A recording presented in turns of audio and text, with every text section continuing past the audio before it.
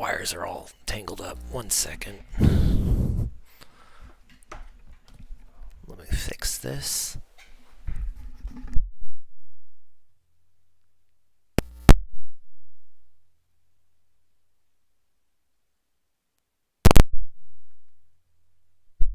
Okay. We are live. We are working on some Kaijune sketches tonight. I'm going to just use a prompt I saw from one of my friends earlier in the week, and it's the brute sketch or brute prompt. So I'm going to do some sketches kind of based around that prompt, figure out like an idea for a kaiju, and then we'll do a more tonal kind of drawing a little bit later on once I kind of figure out something that I like.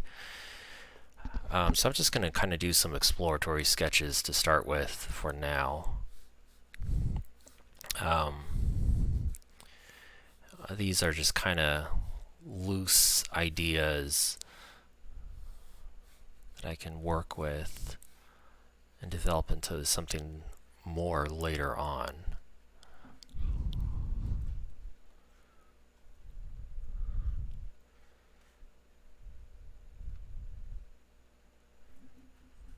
Let's see.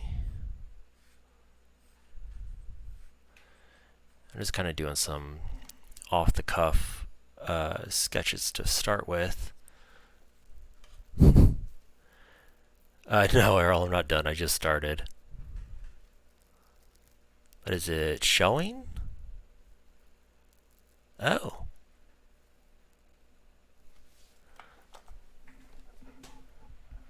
Let me check real quick.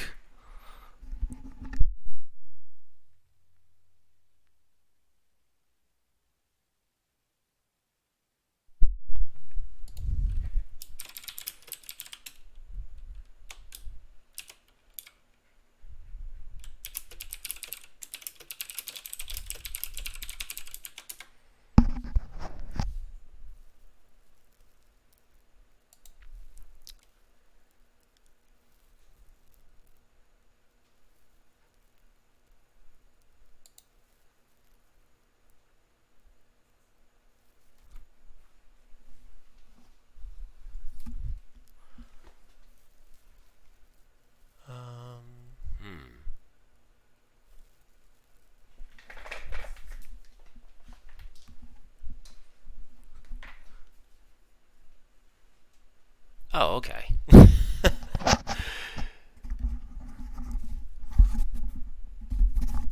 I wasn't seeing anything on my monitor, so I wasn't sure if it, or like on the iPad to see if it was actually airing or not, so I wasn't sure, even though I see that it's live. Very strange. Like, says that it's live, but it doesn't show. Okay. Alright, I'm just gonna keep going. When you were developing the brute prompts, like what were you kind of thinking of, Errol? Like when you were doing it? Because I've had some ideas for it. I've kind of like had it rolling around in my head, but this is really the first time I'm kind of like putting it down on a paper.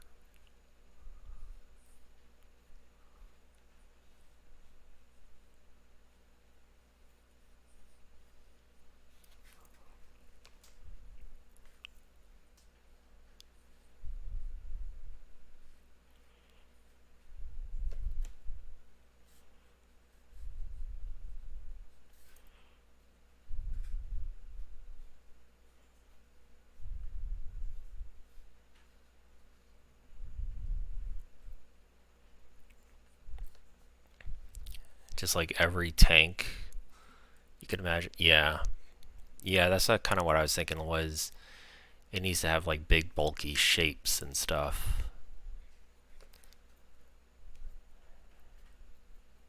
And even some of these, like, I don't think I'll actually, this one might actually have some merit.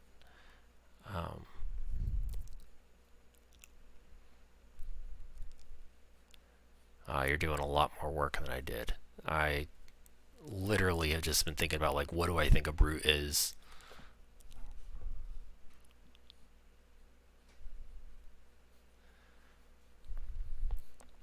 But I figured, like, what I'll do is do some sketches, just kind of warm my hand up and kind of get some ideas down, and then we'll eventually do a sketch. We'll do like a tonal sketch similar to one of these, where we'll airbrush a page with some black paint, and then we'll kind of go over it with some black Prismacolor and white Prismacolor to establish the character. So I think we'll get to that later on, but I just kind of need to figure out the idea first.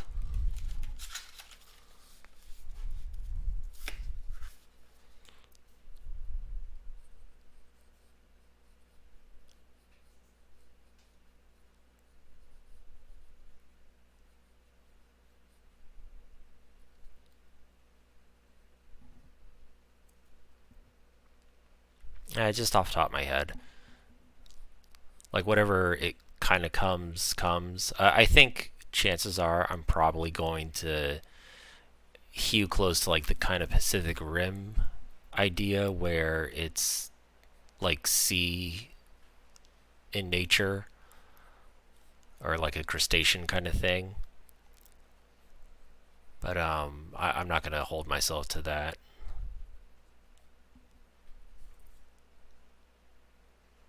Oh, and I hear it's raining outside. Oh, jeez.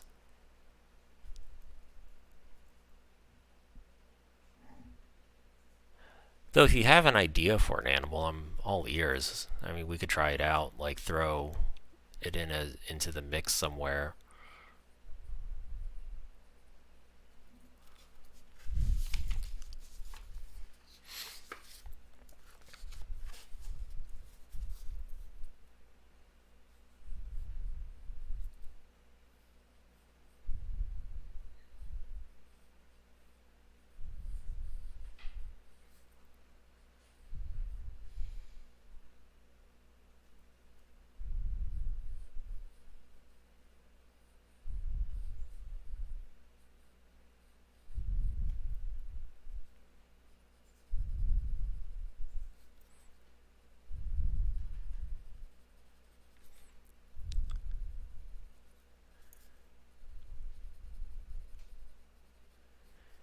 And I think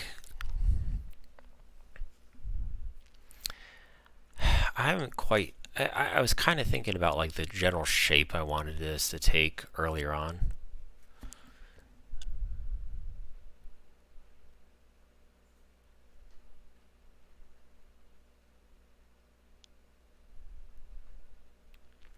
Yeah, I was thinking like some kind of horn or something. Funny if you mentioned that. Like, I was thinking like some kind of horn or something earlier in the week when I was kind of mulling this over for the stream. But the main thing I kind of want is for like the overall body. Like, I want it to have this shape where it looks like the whole thing is coming to the head, like to the point. Kind of like that, and then maybe like some big muscular arms or something. We could do like the horn basis. You know what? This could actually be like.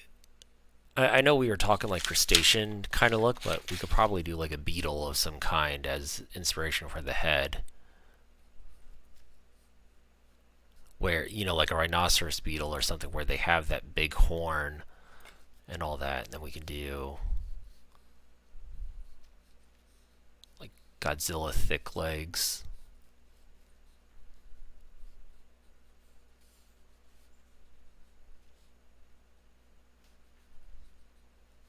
I don't know. That might be too derivative kind of thing, but we'll see. We'll kind of, as I'm kind of figuring out some stuff. I like this idea, but I need it more brute kind of thing. I do think the one thing I would want him to have is to not have his head so upright, so it's like, you know, kind of human-like this. It should be more hunched over and kind of more forward, like some kind of idea like that kind of thing. I haven't quite figured out yet though what that design will be like.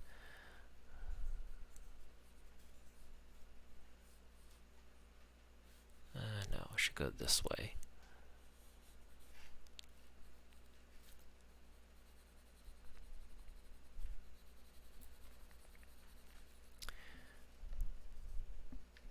Yeah, exactly. He like, yeah, basically like his whole body has no choice but to move forward. There is no turning back with him.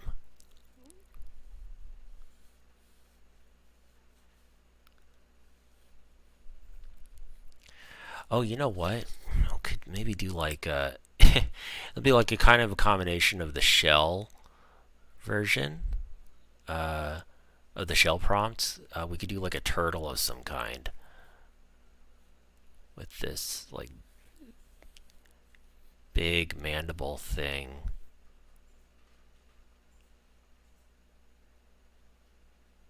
And then it could have this protruding chin that gives it that like horn forward momentum sort of thing.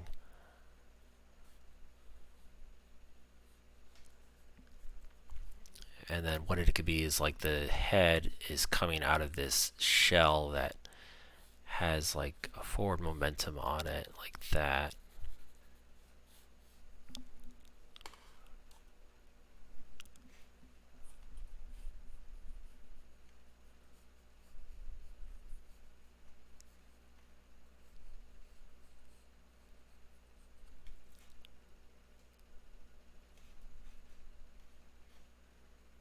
Let's see. Yeah, that might be. That's a maybe. That's a maybe to explore further. Because then I can even get that whole thing kind of works into it. Because you have the head, could have like a little stout neck or whatever, and then the shell.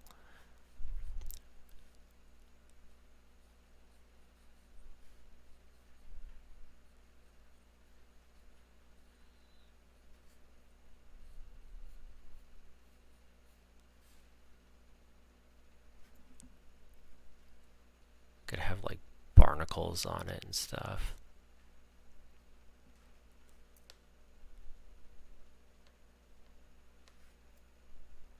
Oh, pull it, like even pull it further closer to the eyes. Errol's suggesting to pull in the snout further. So.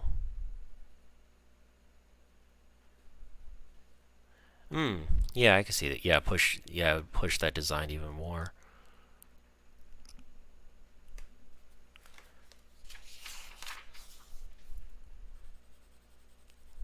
Let's fill in that space around it just so I don't get confused by that later. Then.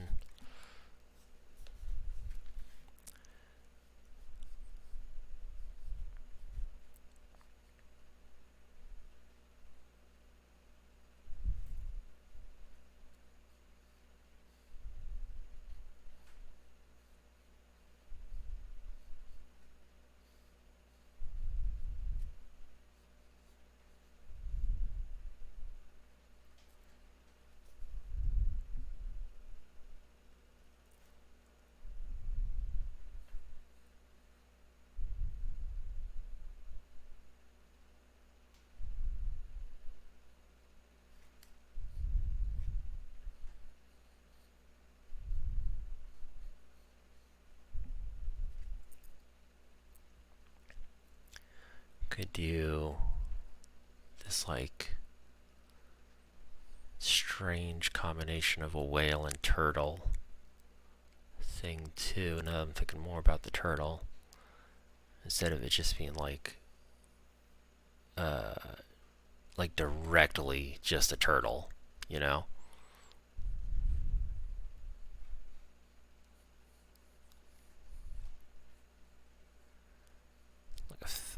fat boy.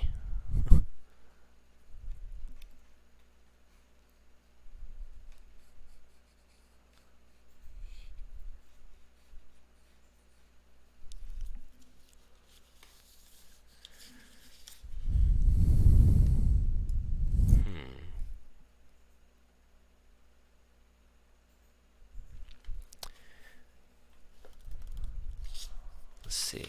Yeah, I'm gonna jot down some words real quick that we've been thinking of. Like forward momentum.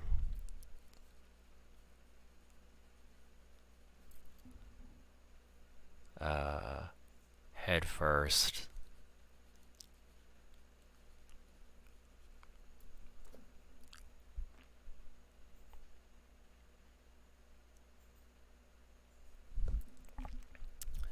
Tank of some kind.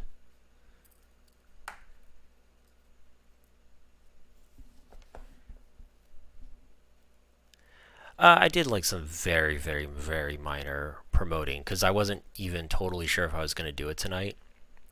And I figured, at the very least, I'll kind of put this, like I did the test a few nights ago with the capture card to make sure that it was capturing and stuff. And this time around, I wanted to see like how well it would hold up with doing the stream at the same time that I'm recording it. At the very least, what this will probably end up being is a video that I'll just kind of give to my patrons so they can watch it later and stuff, because I'm pretty sure Twitch doesn't keep things permanently, like keeps it for like I think 30 days or something, or maybe even just a week before it disappears, unless you're like like a Twitch affiliate or something like that. So yeah, not really like heavy promotion tonight, but as I get more comfortable with it and more into the stream of it, or into the swing of it of things, I'll be more consistent about promoting it and stuff. This is like literally, like last night I said like, hey, I think I'm gonna do a stream, and then I decided not to, for the reasons like I told you. And then tonight, I like around 7 or something, I was like, hey, I think I'm gonna try and do another stream again. And then I sent out another tweet like a few minutes, like around 10 or so, and saying like I'm gonna start soon. In case you're curious.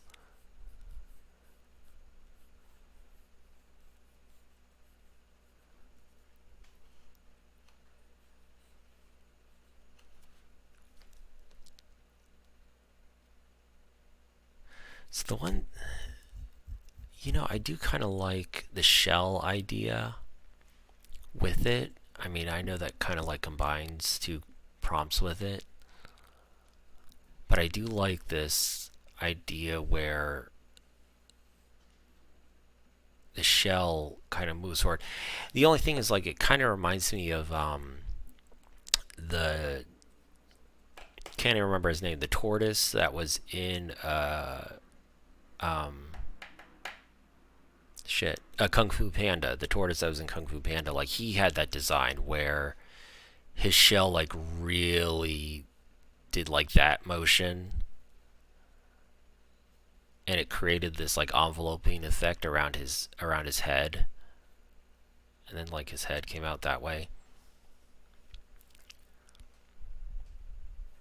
So I don't know. Maybe I'll kind of see as I go on further.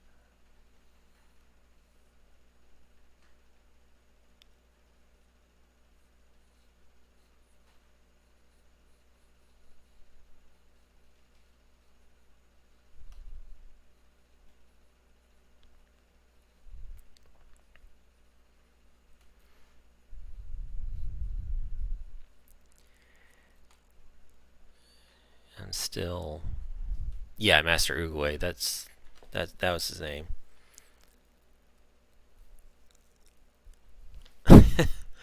Only limited by my imagination. That's the problem, though.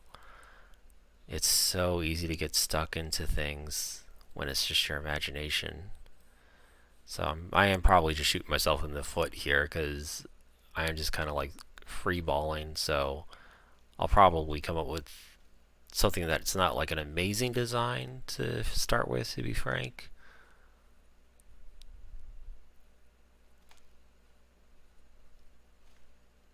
And it has been so long since I have drawn on copy paper, bond paper.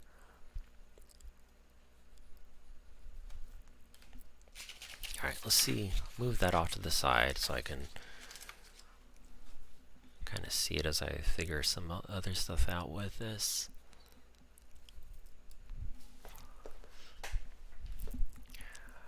You know, if he's like a brute,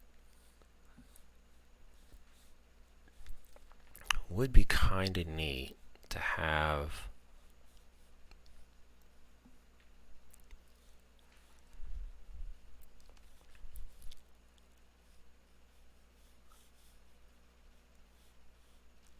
like these giant, like we could do the gorilla kind of thing where it's giant forelegs and then or like giant arms and then like very piddly back legs kind of thing, where it's like he almost can't support himself on his back legs.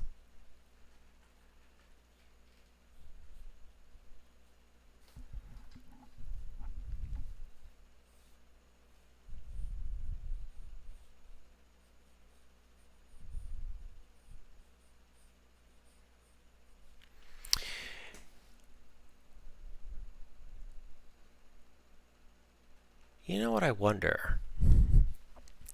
Now that I'm like thinking about this, you know what would be kind of neat is how would you make like a character like Sebulba into a brute? Like a character that, you know, technically the legs are the hands, but that also means that you're running into an issue where the hands are like a delicate kind of feature. How do you make that work as a brute thing? Is that even an avenue I should be going down? That might just be like a weird rabbit trail. Let me think about this for a second.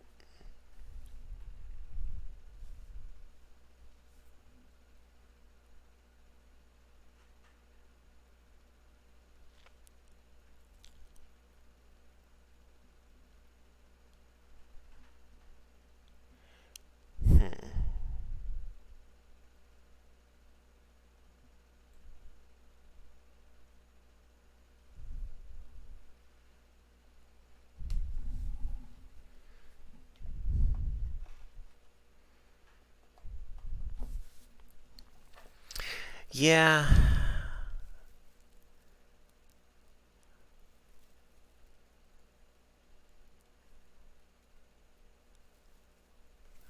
Yeah. I wonder if that just I wonder if like the shape language of that doesn't quite work. Cause okay, let's say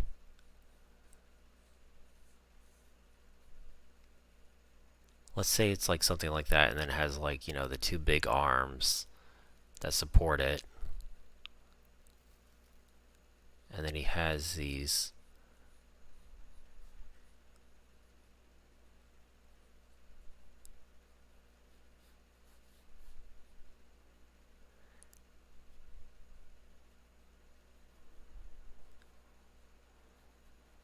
and thinking about it like as a large character,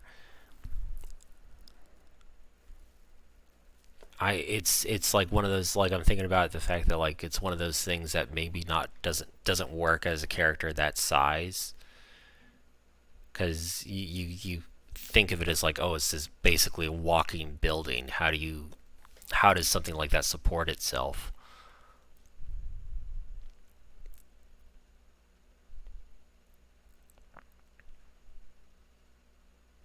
Which is kind of like the same issue that this one would have, because if he ever reared up onto his hind legs, he would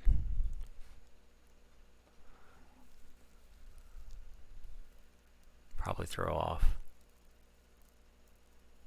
I think Power Rangers, yeah, everything does work with Power Rangers. They just kind of go whole hog.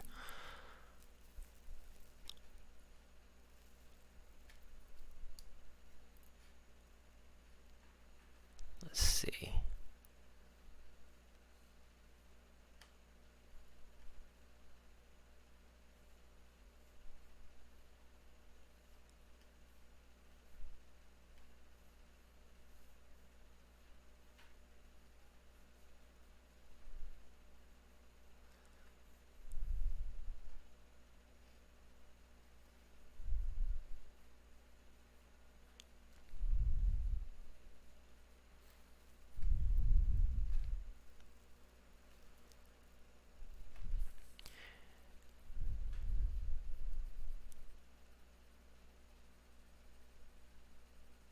I know Errol has seen me sketch before.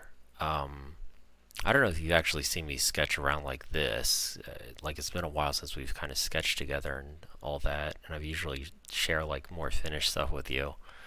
But this is how a lot of my sketches kind of start, is like real mad scribbles like this, until something kind of looks like a like there is a shape to it.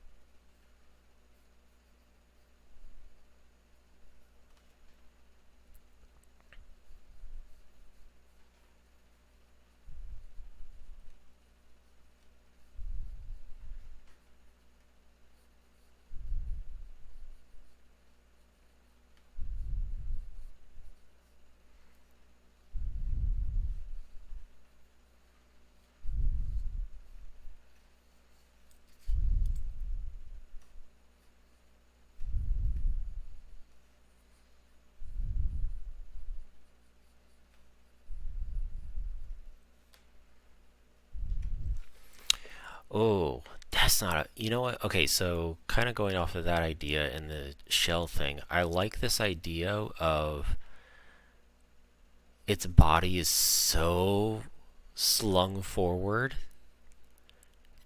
that it looks like he physically can't stand without like running forward as a result. Like there's no way for him to stand still, you know?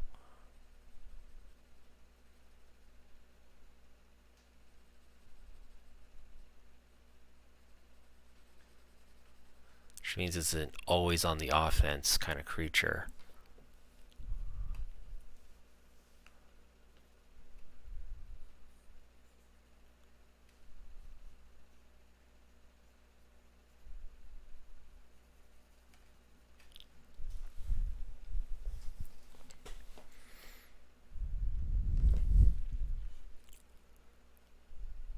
Yeah, we can work with that, I think.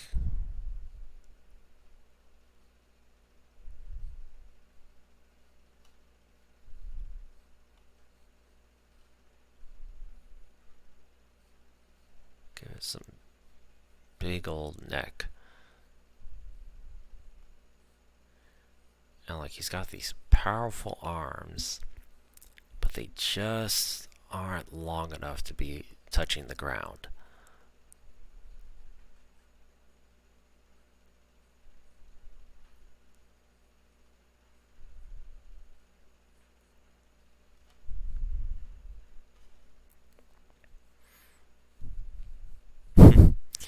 You know what though I'm thinking is like, okay, so Errol, you remember this Toy Story 4 clip I shared with you where the dummies were all just kind of running through that store?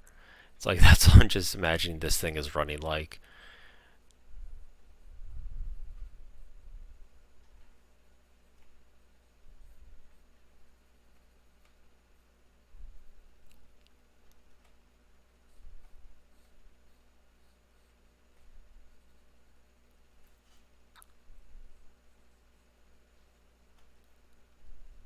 Actually, let's see the shell again.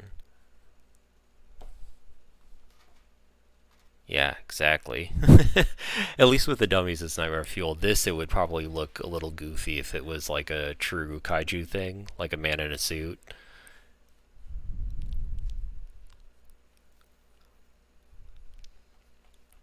But what is a kaiju if not a little goofy?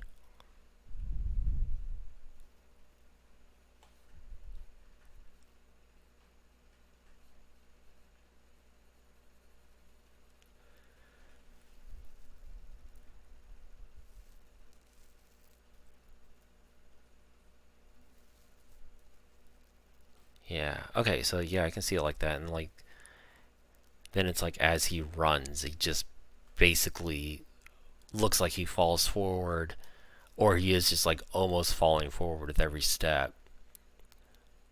But then that gives him this nice point within his head and shell that creates this point thing for him to attack.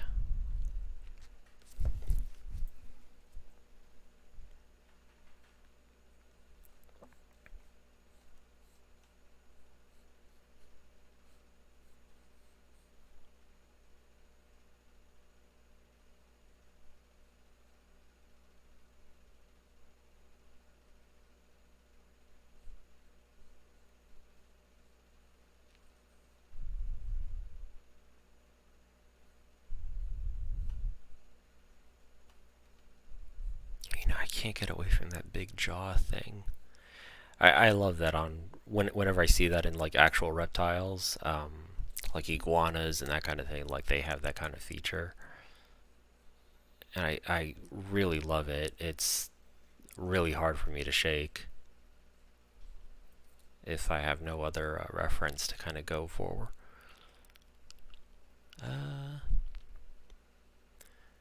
Let me think of some other. I wish I could remember the Instagram of that Russian fisherman that finds all the weird, crazy deep sea fish, because that may be worth a quick browse just to kind of get some different ideas out onto the page. Errol, do you know the name of that one at all? Off chance. If not, it's not a big deal.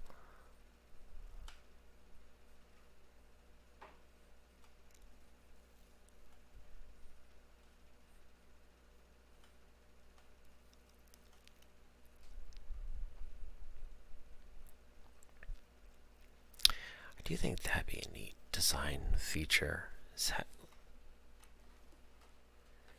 How in God's name did you actually remember that? Alright, let me look them up real quick, because I think I just need a little outside influence on this to get some ideas. Oh, Google. Yeah, of course. I'm lazy. Yeah. Let's see what he's recently unearthed.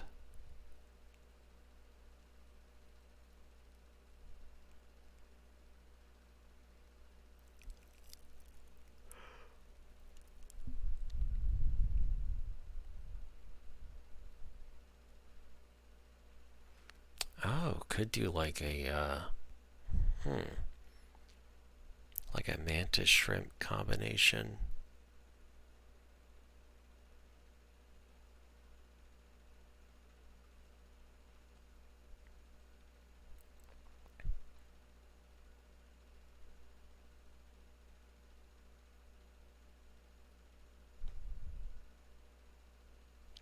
Oh, we got it.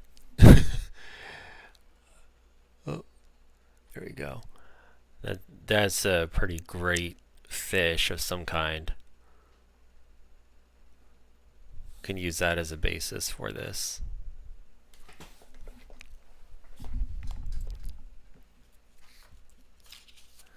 Okay, yeah, I like that forward idea.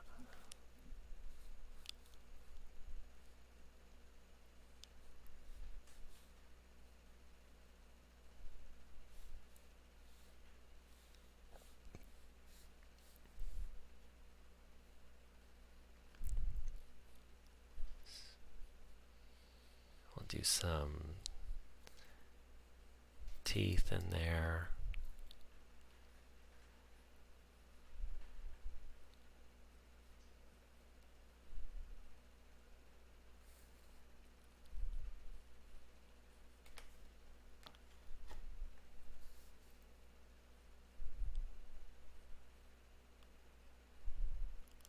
Give it like a tiny pinprick eye.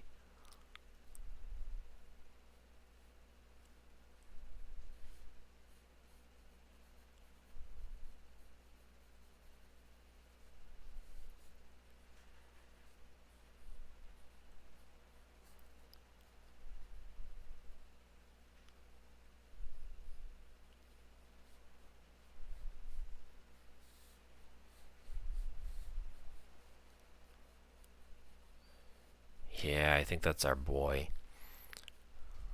I think that's gonna work just fine.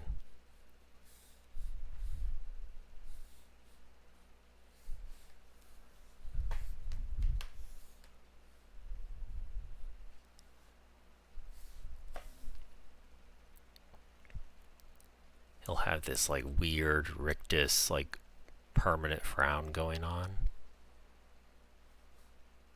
And the tiny eyes. And then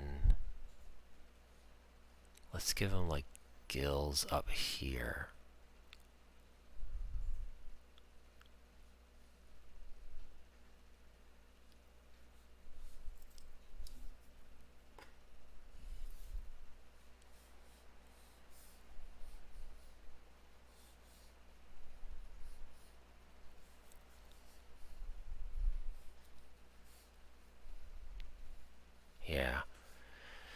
Yeah, that gives him like I love this. This kind of makes him look like he's this weird boxer of some kind.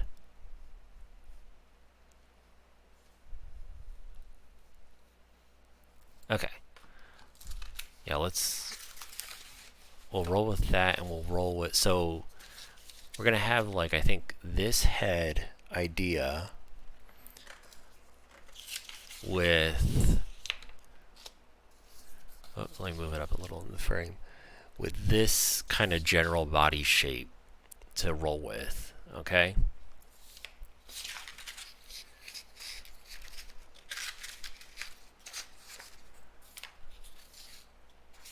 And let me see if there's a way I can set these up so I can still kind of see them.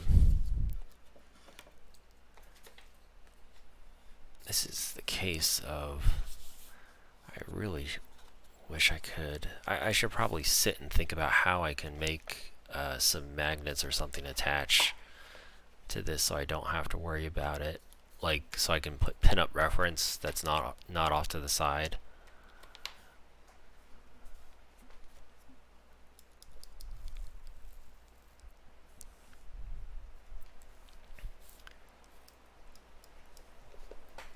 And then, you know what, sorry, so then real quick, I'm thinking what I'll probably do is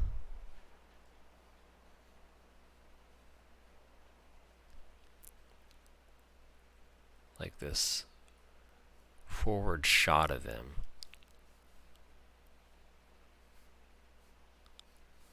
I just kind of feel it out.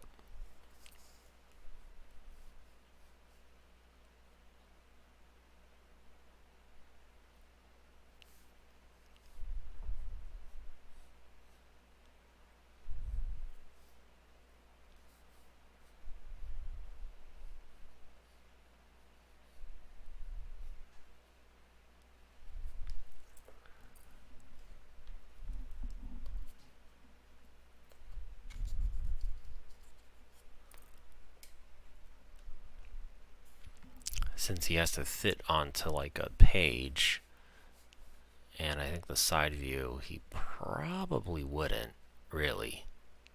Like, I wouldn't really get like a good shot of him. Or maybe, who knows.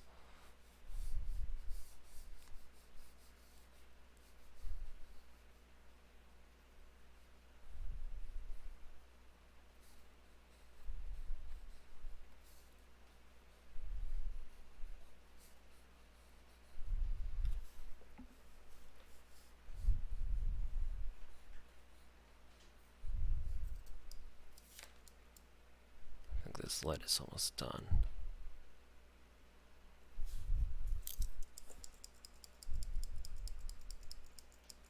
Come on.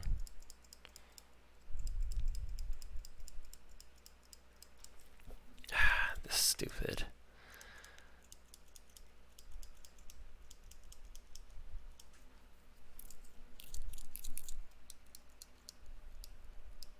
It's like I can hear lead in there, but I'm not getting it. Oh, there it goes. I was gonna say I'm hearing lead, but I'm not getting anything coming out.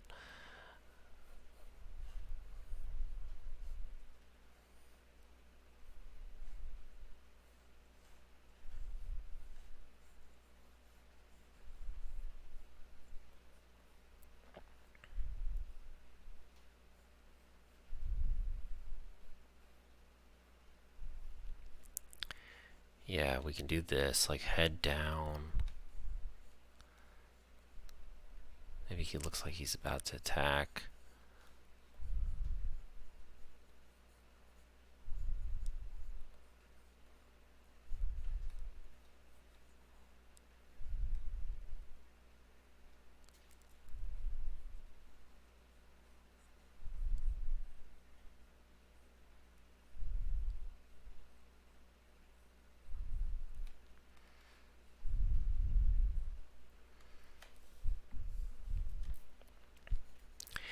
There's this. I'm kind of thinking about it. There's this. Maybe I'll do it sort of the same effect. There's this dinosaur that I really like called the Carnotaurus, and for this design it wouldn't work. But he has the group that it's part of, or the clade or something. It's an Abelisaurid, and all of them have these trademark. Their arms have like, if you think a T-Rex's arms are tiny, like an Abelisaurid's arms are even less so. They're actually even more vestigial. Carnotaurus' arm is literally that kind of thing. And what it is the upper arm takes up like all of this. The lower arm is squished into here and has become like wrist bones. The wrist bones themselves are mixed in there. Like, it's just that the fingers are that. And actually one of his, if I remember right, one of the protuberances is basically, there's almost nothing. It's like just a vestigial little limb, and the rest of them are barely functioning from that. And that's all. Like, this guy, he's gonna have like these really big, powerful arms, but I just can't help but think that every time I'm like doodling him out, like his arms should just be that kind of thing where it's like, yeah, they look threatening, but maybe they're not very useful, to be honest. It's like just slapping his enemies with them.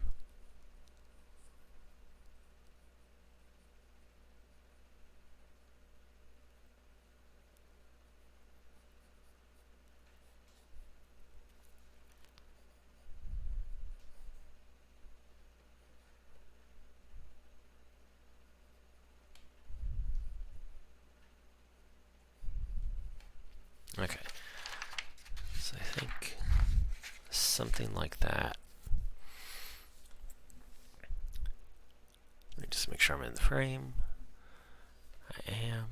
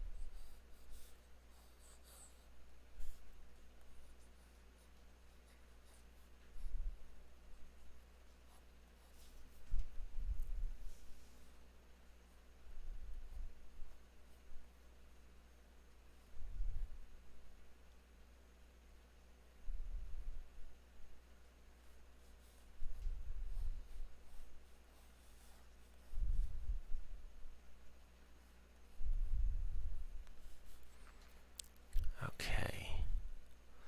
I'm trying to think. His head is this box, basically.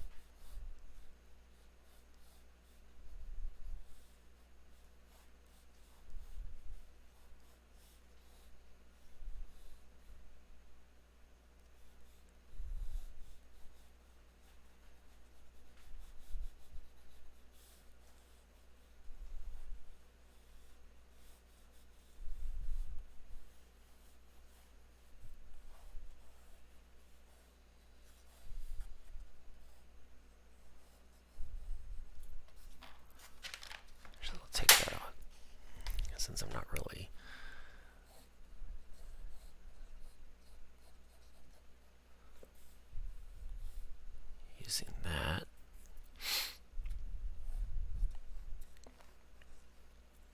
Okay, yeah, I wasn't going to try and do it like this, but yeah, we'll have him like almost be bursting out of the page as a result.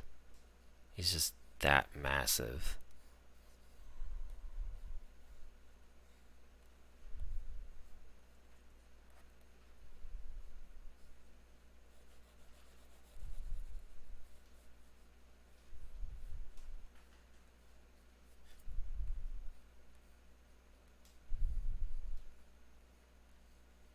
I'll have it be like a top, sort of like a top-down view, or more of a top-down view.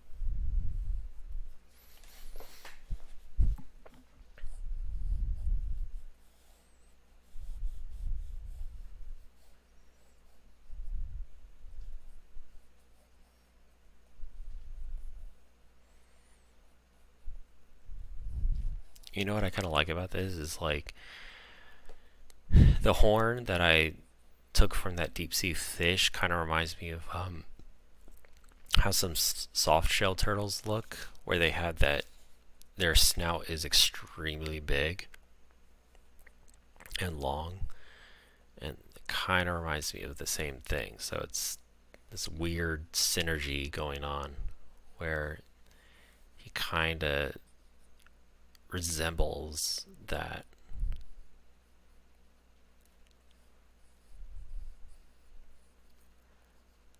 Let's see, put like some barnacles.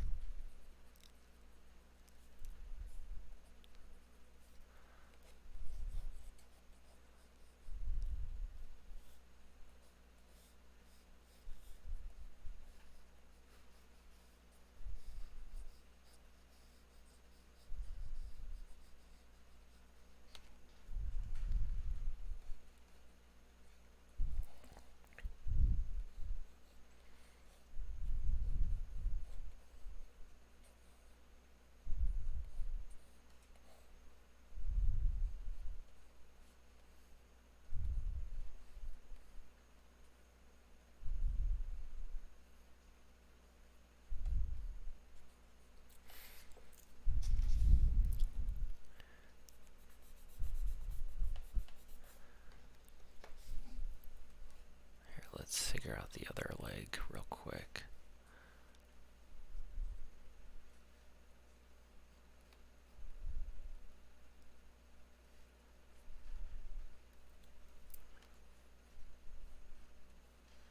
And this one should probably be moved forward then more, huh?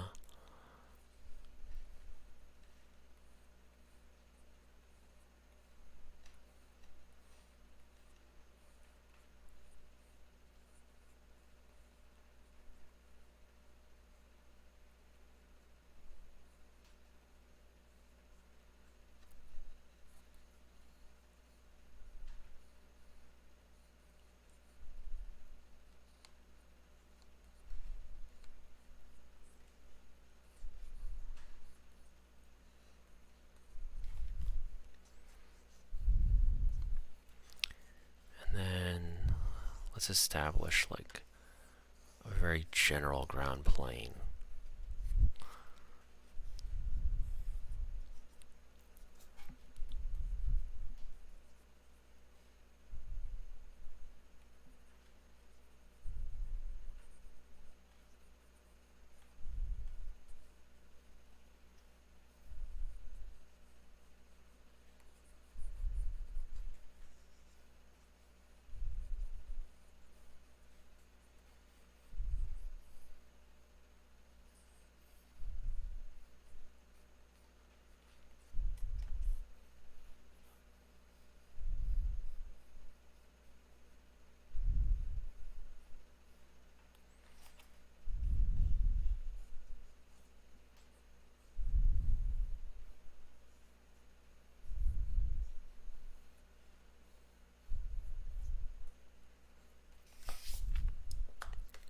Okay. Hey, Alan. Oh, you're just in time. Here, I'll give a brief recap of where we are on this thing. So after like doing some doodles, we're kind of going with this head with like this body where it's basically a giant turtle, for lack of a better term, with these arms that don't quite reach the ground and like these tiny legs. And so I'm doing this like top-down shot of him to even kind of came about by accident, but basically it does emphasize it a little more.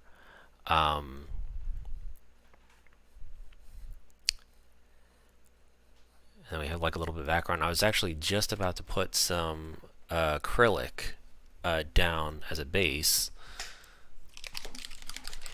This golden high flow acrylic, which is basically acrylic paint you don't have to really thin for airbrush purposes. It goes down into the airbrush real easy. But we're going to use that to establish a base tone on some stuff here and there, and then I'm going to start picking out detail using the Prismacolor white and Prismacolor black. And we'll see how far I can kind of get before things get too late in the night.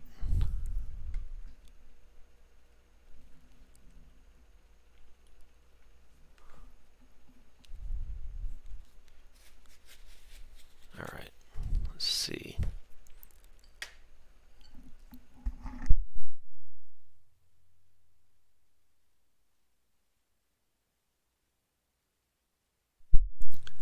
Let's take a quick sip of water.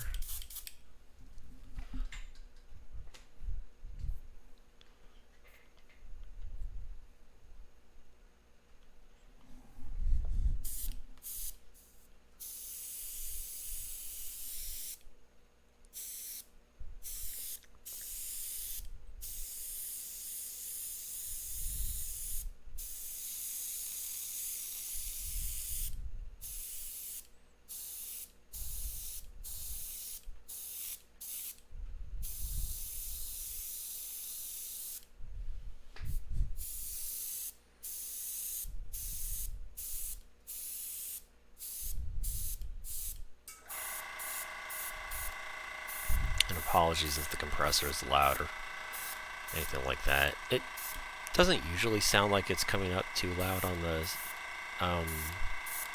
microphone, but that's just my own personal feeling for it. I know some people do not like the compressor. I've never had an issue with it.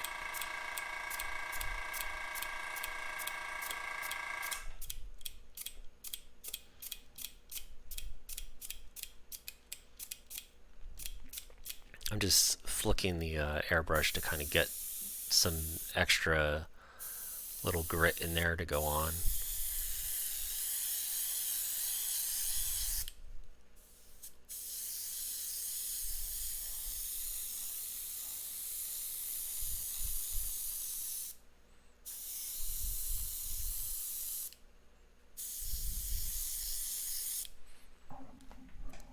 Okay. I might use that a little bit later to tone down some stuff. But we're going to actually get into drawing now.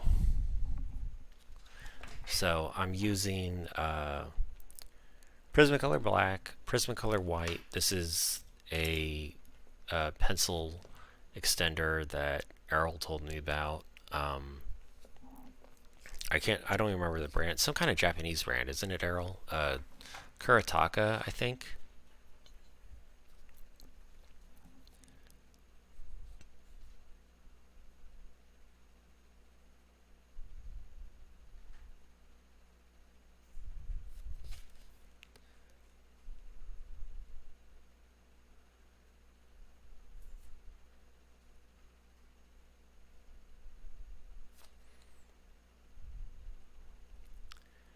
I'll just use this to establish some darks, shadows, that kind of thing. And then I'll use the Prismacolor white to establish light shapes going into it once I get this a little further.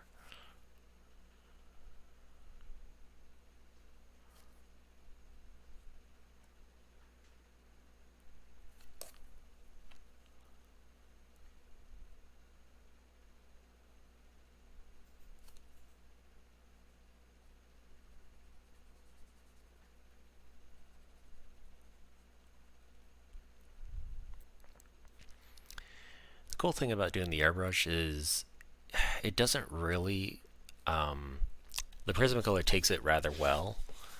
It doesn't slip or slide or anything like that on top of it, because the airbrush creates enough of a texture. The pencil still has something to grip on, compared to like if it was brushed on, the Prismacolor would just kind of slide over it, and I'd have to apply like a matte medium or something to get it to even adhere a little.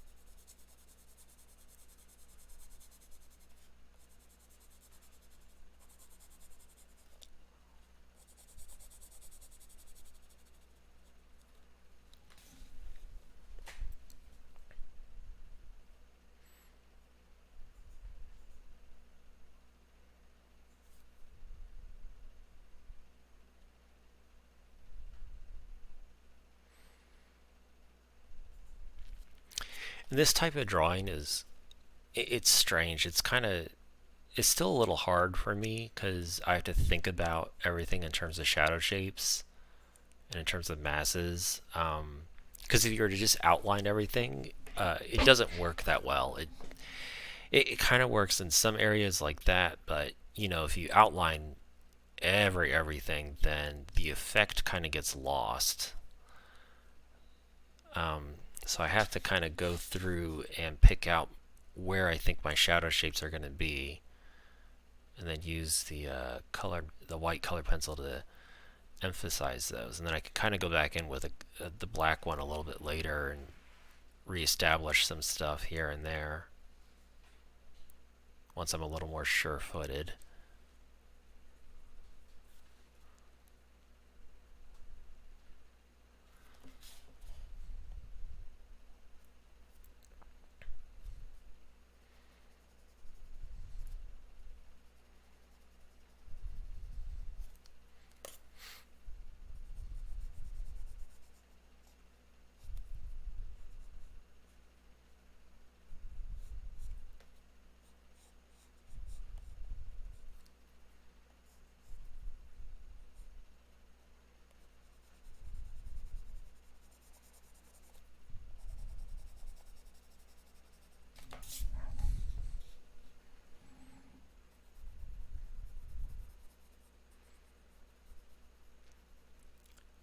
If you guys have any questions, like I'll answer them as I see them. I'm sure at least you guys have kind of heard me say this stuff at one time or another, probably.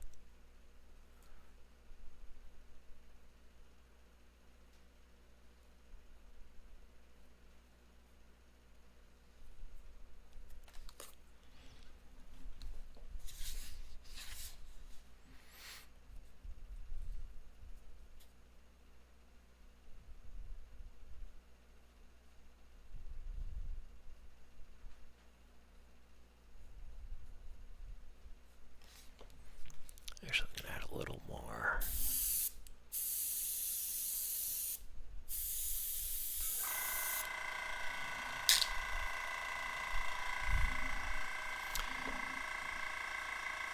Oh, one thing I will mention, one of the reasons I use the airbrush is because the white, this is a nice tone paper, but I feel that the white doesn't show up super great against it.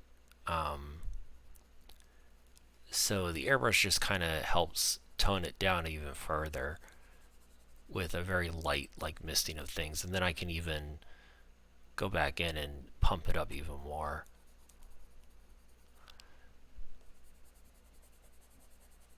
And because it's the airbrush, like, it doesn't affect the handling of the pencil really, so I can easily draw back onto it. I can even use it, like, as you saw, like, I'm just immediately drawing back onto it without waiting for it to dry, because it dries pretty much instantaneously, like as soon as it hits the page.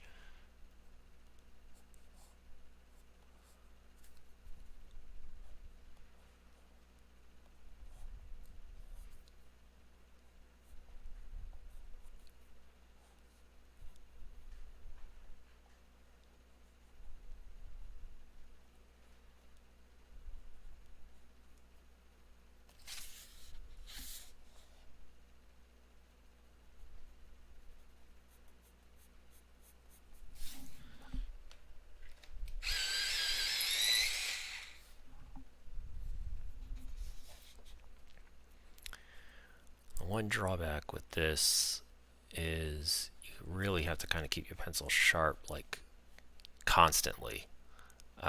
Otherwise it doesn't turn out to be a fun time. It actually starts to working against you real easy, really quick.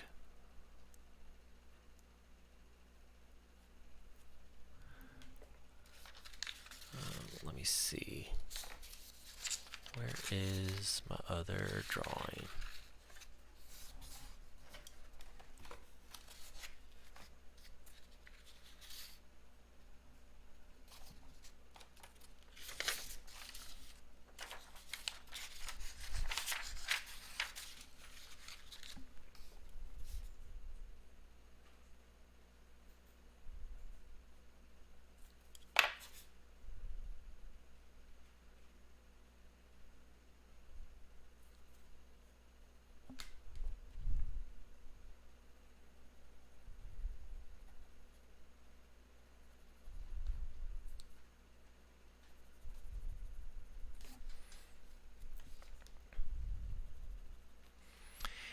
And for a lot of the halftones, I tend to work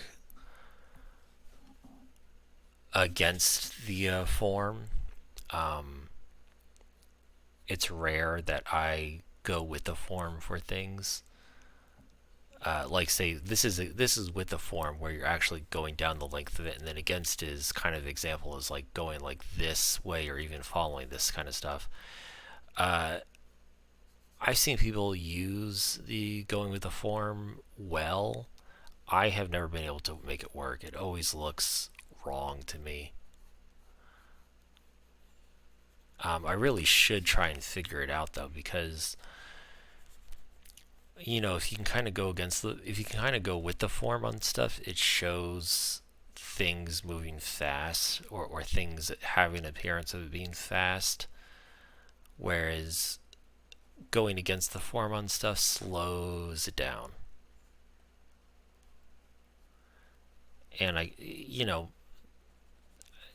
you want both those things for different reasons.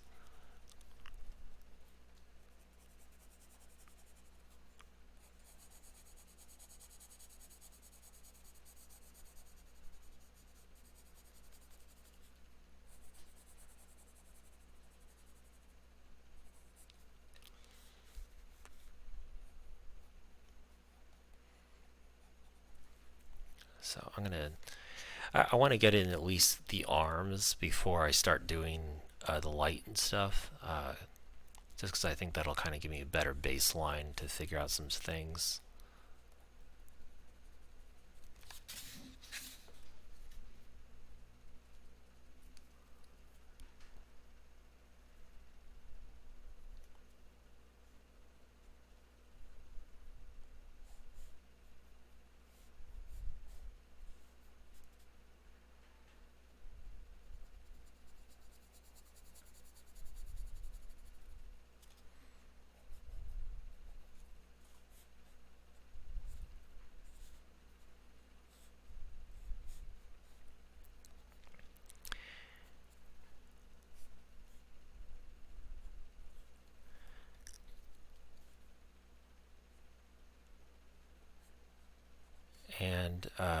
This I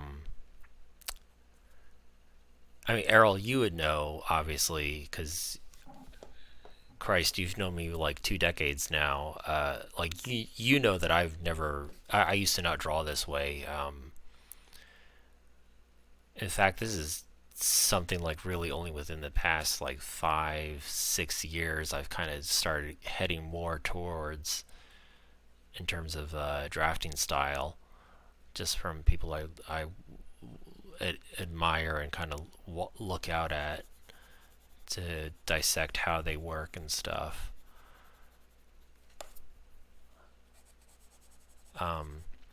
This is this kind of rendering style I picked up from watching like a Drew Struzan and like looking at his work, and then also this poster artist that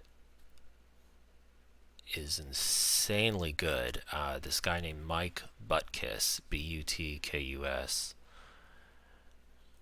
and man, if you ever see him, you want to see a person that has pencil mileage. That is the guy.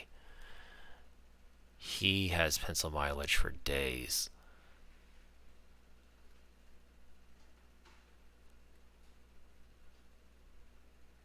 And I think he did some guest posts on Muddy Colors in the past. I know he has a few books. What's funny is like, okay, this guy, he's like insanely skilled, but like all his books, excuse me, when I looked at like most of his books, like half of them are those like how to draw books that you see in like Michaels or AC Moore. God, if AC Moore is even a thing anymore, like Hobby Lobby or Michaels. That you look at and you're like, oh yeah, that's like the book I'll get like my kid when they're starting to figure out. But you know, it has all these like hyper realistic drawings of his in them. And then he's done like these other books that remind me heavily of Christopher Hart's books, like the how to draw, and it would just be like anything, like how to draw manga, how to draw superheroes, that kind of thing. Like his is like, you know, how to draw vampires, how to draw zombies, how to draw fallen angels, and like when you see the covers and stuff, they don't look like they would have much of anything to go for them, but it's because it's this guy that's like doing it. It's like they're actually insanely packed with these beautiful drawings. I've never looked too much into seeing if the content inside it is good. I heard he's planning to do another book soon, and I'm kind of curious to see what it's like, and just chuck that on the pile of more books that I need to read then, whenever that comes out.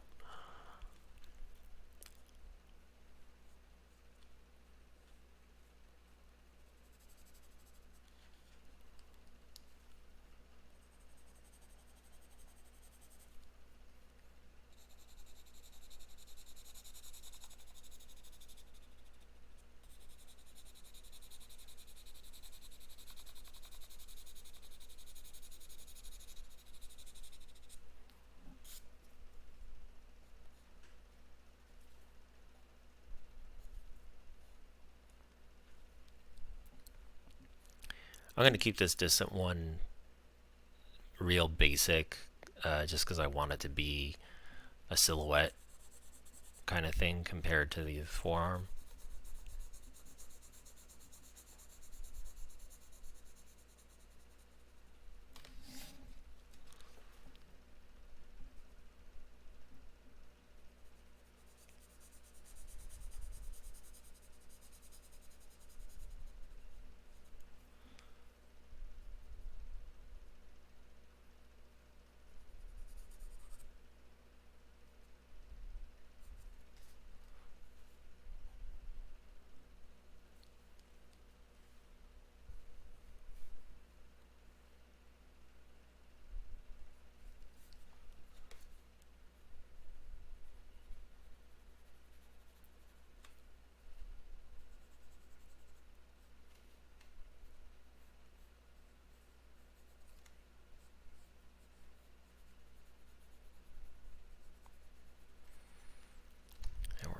almost gonna go into the lights soon.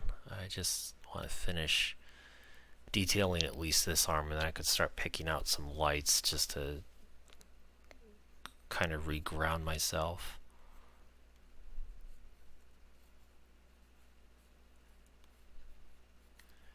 Actually might get some water in a little bit once I do this before I do the lights.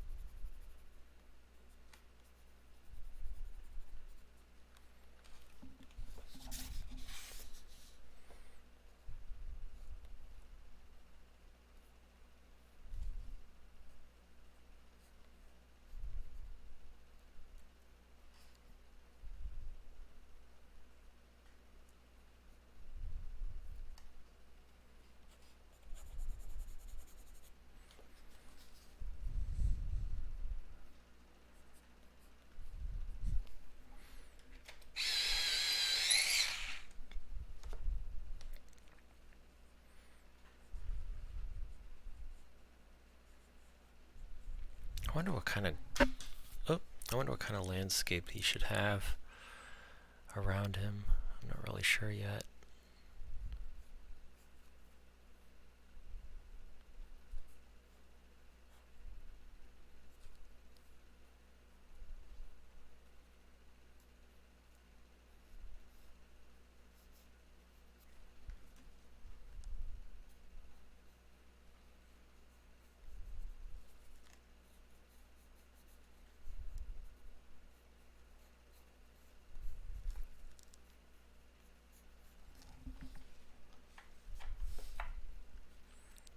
Why not? We'll finish out his leg.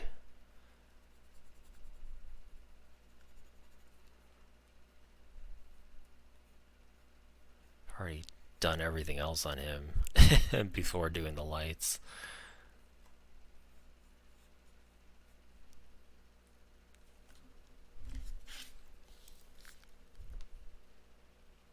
Spectre Man. I don't know if I've seen Spectre Man. Is that... That's not related to... Is that related to Ultraman at all? Or is it a completely separate property?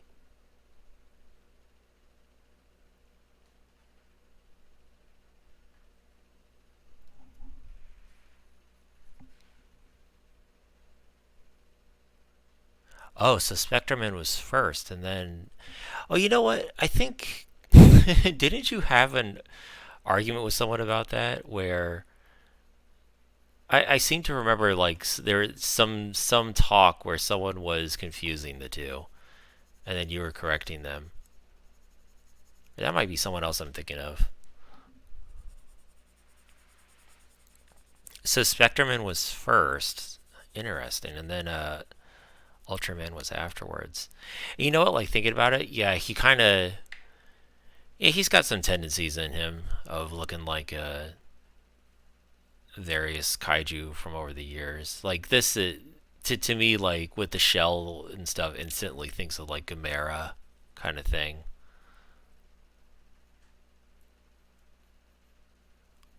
Or,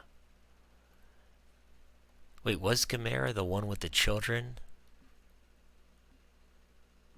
Who's the one that basically had rocket legs, and then he got his strength from, like, the children singing to him or whatever? Was that Gamera or was that someone else?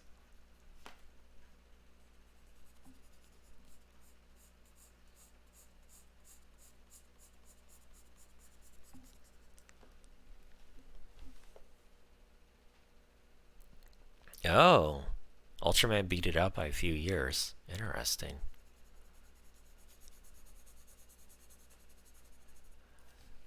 Okay, I'm gonna get some water real quick and find my eraser, which dropped somewhere on the floor. So give me like a couple minutes, and then I'll come back and do the start on the white parts of this.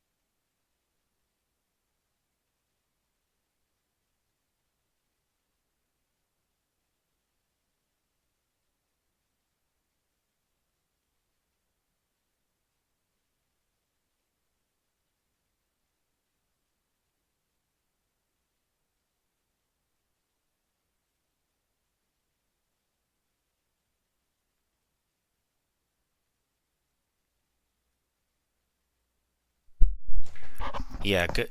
Okay, I'm back. Yeah, Gamera, I don't know enough about either, to be honest.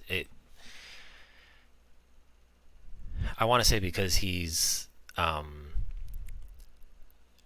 really. I don't think he's Toho, to be honest.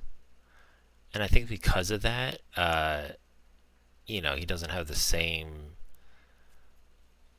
spot as someone like Mothra or even freaking Hedora.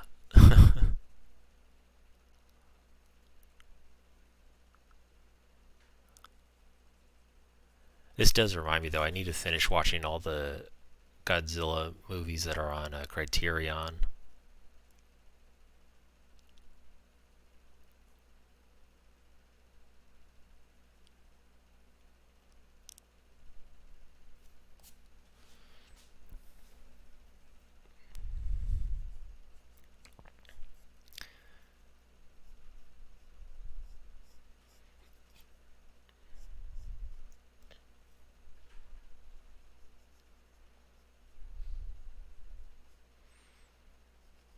And I'll probably hit this with some paint later too.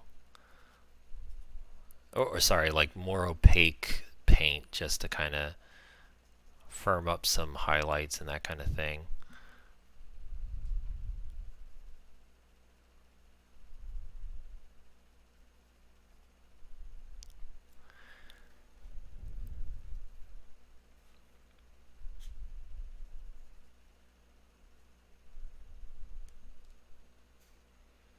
Yeah, I know. It's like, okay, so there's also all of Kurosawa's work on Criterion as well, and I tried making a go of it last year during the pandemic, and just I think I got through halfway on Seven Samurai and then just fell off it because it's subtitled, you have to sit and watch it, which that's all well and good.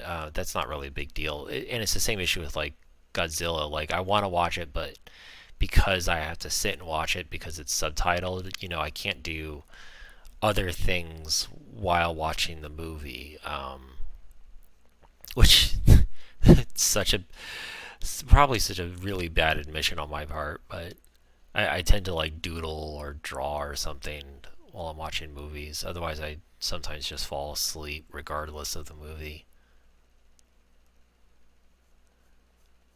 Um, so the subtitle ones, and plus also like I'll tend to have them on while working as well. So the subtitle ones, like because I can't really work while it's subtitled, it means like I really have to set time aside and I mean, you know how it is. It's hard to sometimes justify that time for yourself, even though you should.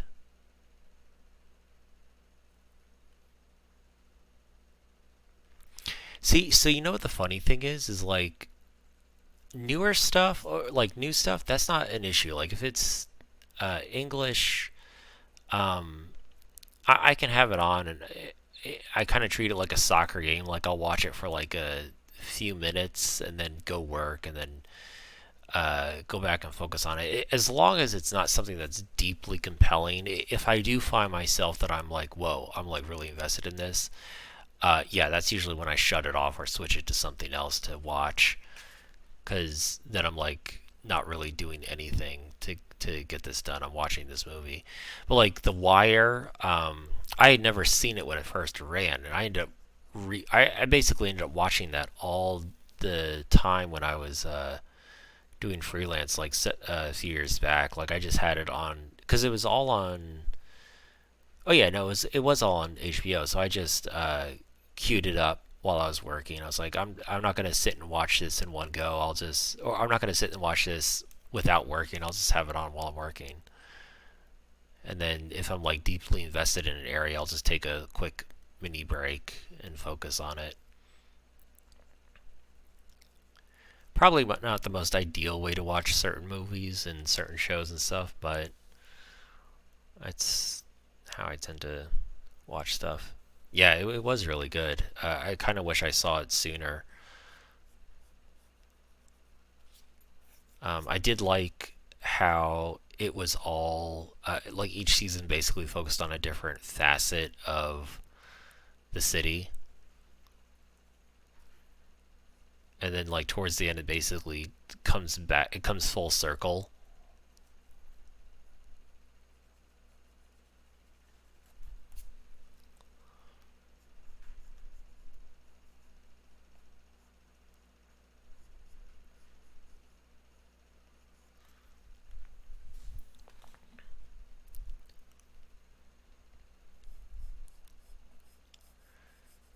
So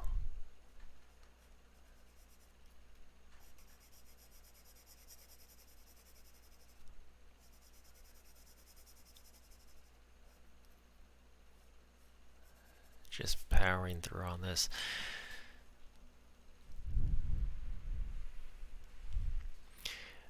So if I remember right, so the first season was about like illegal drugs within like the lower income neighborhoods and stuff.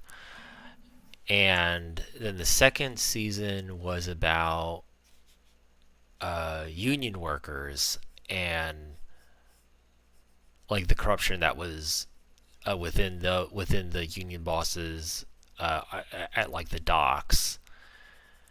The third season was about schools, I think, and kind of like how a lot of schooling just kind of. About to pull a you. Oh. um, the third season was about like schooling and how schooling can fail students, no matter like how bright they are, or what promise they have, just like depending on their background, like the school system just full on rejects them. And I'm trying to remember if there was a fourth and fifth. I think the next season after that focused on like the newsroom.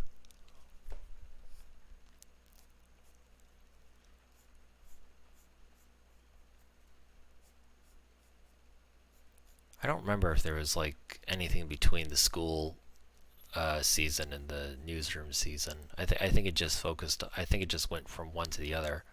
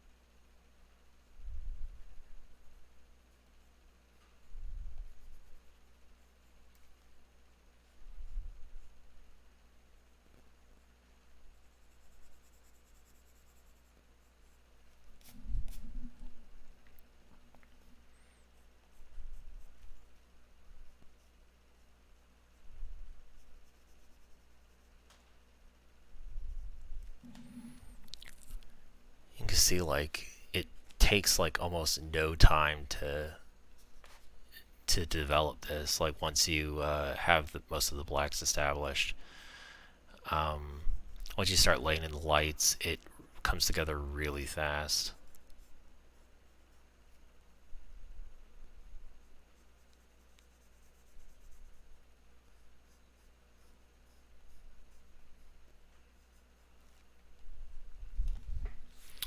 Come to think of it, I don't think I rewatch that much stuff, to be honest.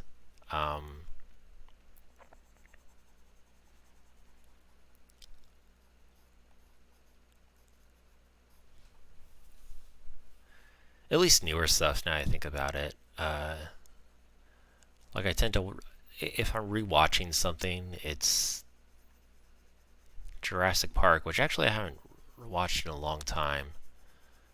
Or it's like an 80s movie of some kind, like Predator or RoboCop.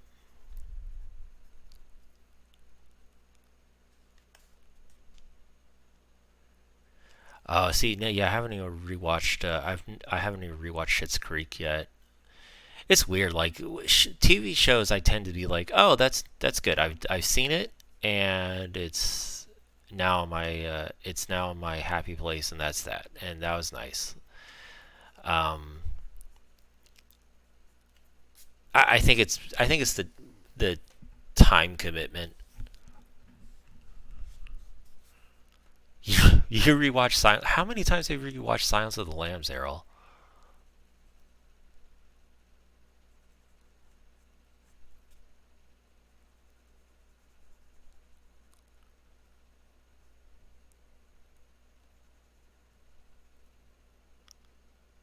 Oh wow, you're up in like Jurassic Park territory for me.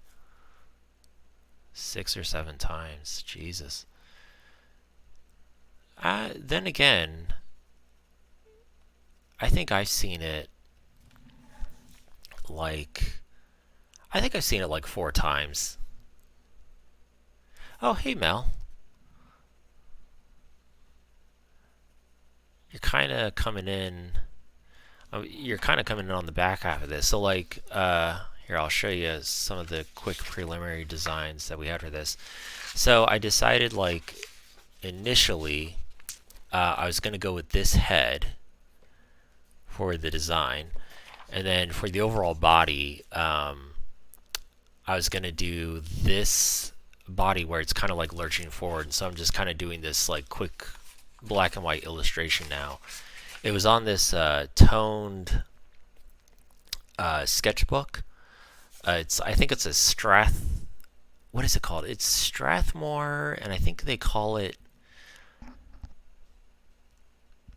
It's basically the same as the Strathmore toned paper that's sold in the spiral bound stuff. Oh, thank you so much that you're loving the shapes. It's the same as the spiral bound stuff, except that it's much thicker. It's really fantastic watercolor paper. As you can see, like, it takes it really well, and you can kind of work on the front and back of it with no problem whatsoever. And it also comes in a hardback, or it comes in with a spine, which I like. The spiral bound ones I tend to destroy just through use and everything. So whenever I buy sketchbooks, I tend to get them with a spine, like a hardback thing, just because that's how I know my tendencies. But yeah, so like I did a quick pencil. Yeah, this is the toned tan. I also have a toned gray version too that I haven't cracked open yet. But it's different than the spiral bound. The spiral bound is what kind of weight? It's like close to the same weight as kind of like copy paper, but like a little bit thicker than copy paper. But it's definitely like if you were to like do watercolor on it, it would crinkle and warp and stuff. While this stuff, if you do watercolor on it, or even if you do Copics, like, let me see if I have a Copic example.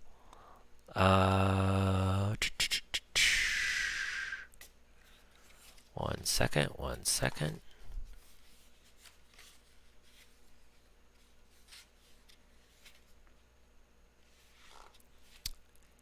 I thought I had a Copic example in this. Even if you do like markers on it, it holds up really nicely, and nothing bleeds through either. It stays on its side of the page. I'm gonna switch over to my other pencil because that one was starting to get dull, and it's also gotten this one's gotten so short that like I physically can't sharpen it anymore in the electric sharpener. Yeah, I like the Strathmore more than the Moleskine too.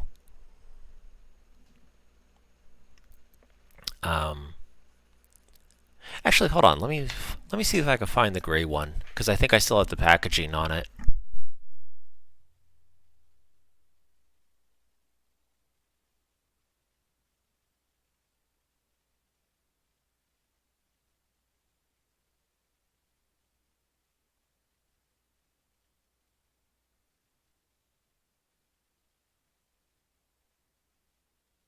Yeah, I do. Okay, so yeah, this is it. The one I'm using right now is the Tone Tan. This is the Tone Gray Mixed Media. 48 pages. It's 184 pound weight, 300 GSM. So it's pretty much the equivalent of watercolor paper, but it's really smooth, which I really like. I tend to prefer really smooth paper. There's no like tooth to it or anything like that. And unlike Moleskine, like Moleskine, I feel like has this weird coating on it that I don't like. I don't think it takes pencil well. But this stuff doesn't. It doesn't have any kind of coating whatsoever. And I love the fact that it's toned. I'm going to definitely be getting some more of these. These are probably going to be my go-to from now on for mixed media stuff. The only downside is I don't think they're sold any smaller. See, what's crazy is like this, like Mel, this paper is this paper is actually really smooth too. I don't think but I don't think it smudges as much as the Moleskines. And I know some people use that to their advantage with the Moleskines. I think I'm in the same boat as you, where I just don't like that effect. I don't at least like it intentionally or unintentionally to be happening. If I'm going to be smudging, I want it to be on my own terms. I don't want it to be like because I had the pages stuck together. And I also like drawing on facing pages a lot too. So as a result, like the smudging is just it's a deal killer. But yeah, I think the only downside. Yeah, they had the soft covers. So like this hardcover one that's like the heavy weight, I don't think it's sold smaller than this size. Unless I'm mistaken. They might have an 8.5 by 11 that's sold. I would have to double check. I saw this on Dick Blick, so I think you could probably find it really anywhere for the most part that carries a Strathmore.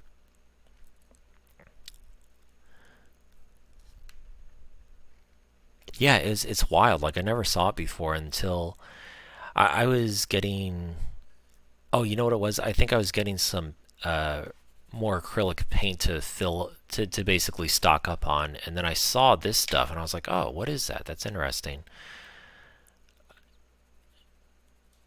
And I decided to try it on a whim because I had already like met my shipping amount, and so I figured like why not just throw it on there? It'll be free shipping at least.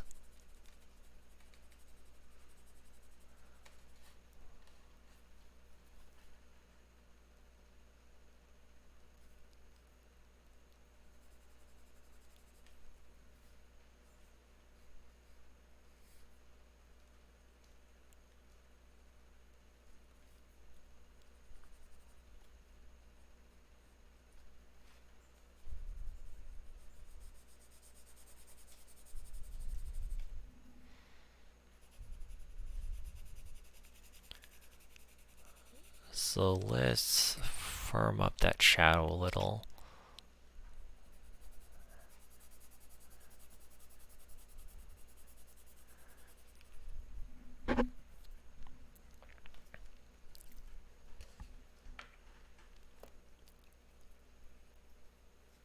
Oh, no worries, man. Thanks for stopping by. Yeah, we should do like if you ever want to do like a joint stream of the two of us working together or whatever, just let me know.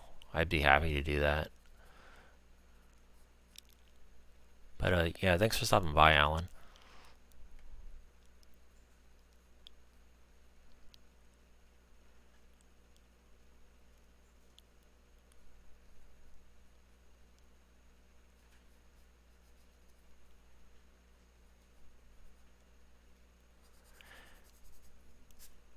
You know what I really wonder is how well does Blender would Blender work with this? Because like right now my computer is just streaming this, which I don't think is that heavy duty, but 3D work would probably kill it in addition to trying to run a stream.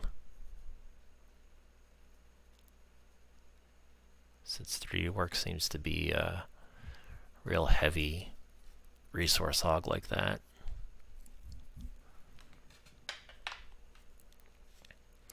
Like 64 gigs of RAM, and then which is it? It's the i7. It's not the latest. It's like one or two steps down from one of the more recent ones.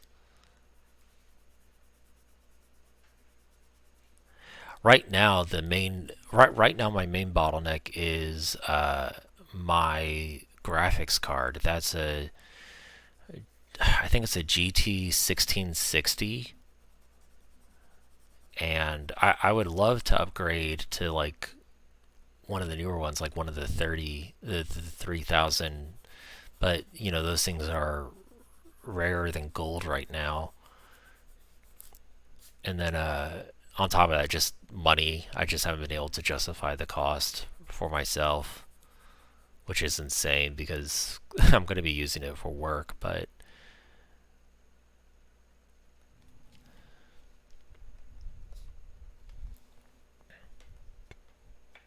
yeah, that I think that's the one I have too.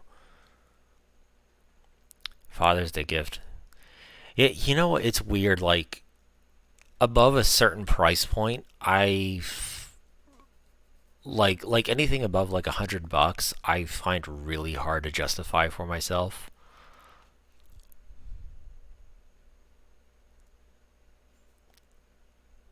Oh, really? You don't think it'll lag too much?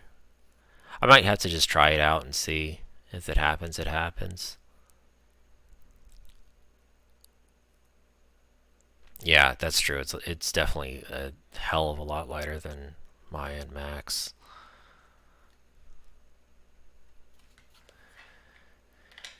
Okay, gotta figure out some kind of ground for this thing. And actually, one second. Gotta find my airbrush mask.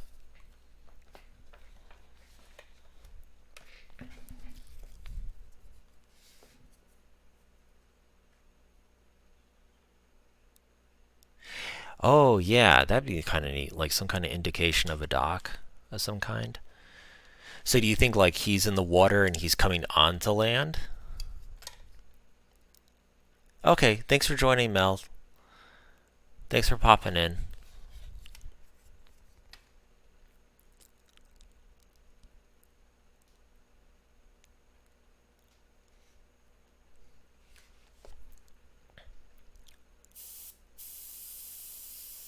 Just gonna pump up some of these shadows real quick. So this is a technique I watched one of my instructors at Watts Atelier, Jeff Watts actually. He uses a French curve as an airbrush template, or like basically to block off the airbrush while you're working. And yeah, I kind of get it. It's a really good it's a really good technique because it's quick. You don't really have to fuss too much with it, and because of the curves, it kind of fits into most areas.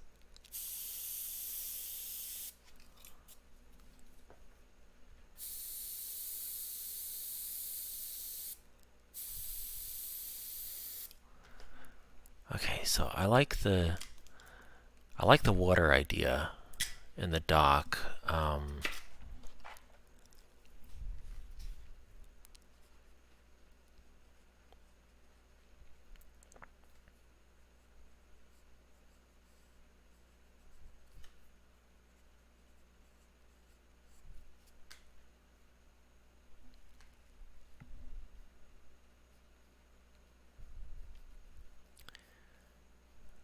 Well, let's motor through this since I will probably want to be getting to bed soon too. Because I started this kind of late.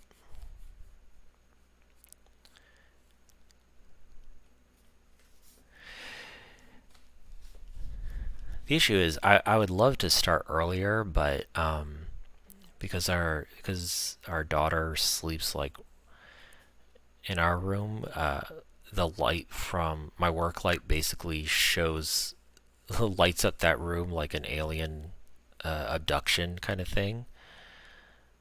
And so I'm always leery to like work out here while she's falling asleep. Kind of wait until she's like totally fast asleep. If she would sleep in her own room, then that wouldn't be a problem, but she hasn't learned that yet.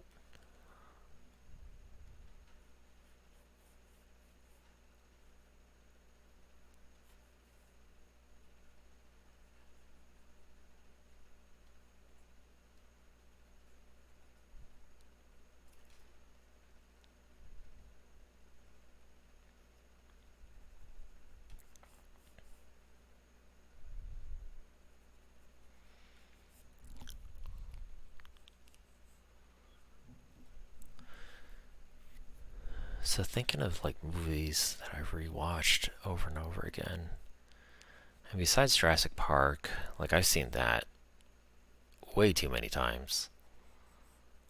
Um, Predator, RoboCop for sure, Alien. Not even Aliens. Like Aliens is alright, but man, Alien, I can rewatch that any day.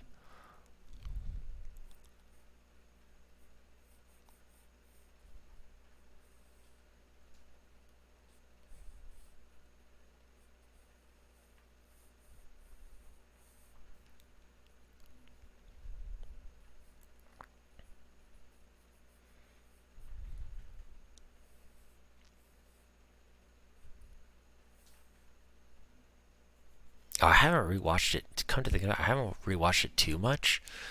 But John Carpenter's The Thing. That's another one. Like if I have that on, I could just have that on in the background while I work.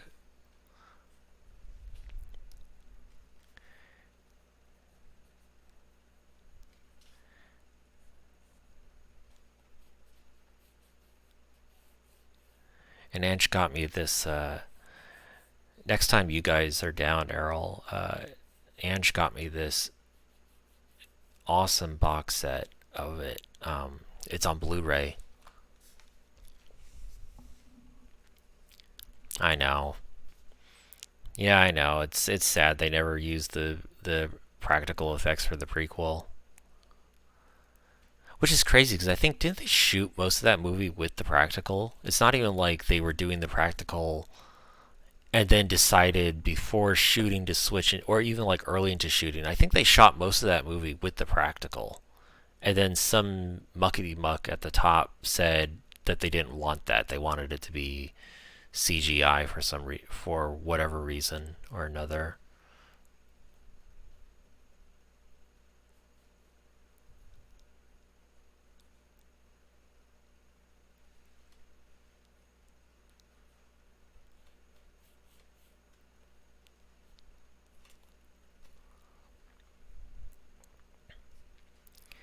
But so I have this Blu-ray of the 1981, the 1985 one, and man, it is.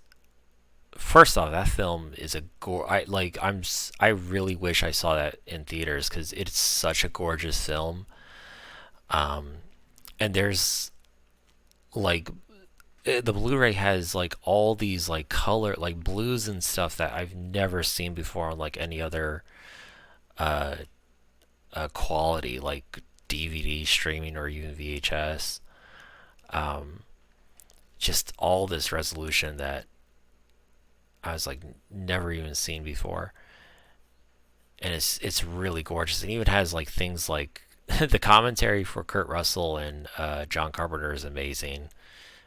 Kurt Russell's a infamously awesome commentator to listen to.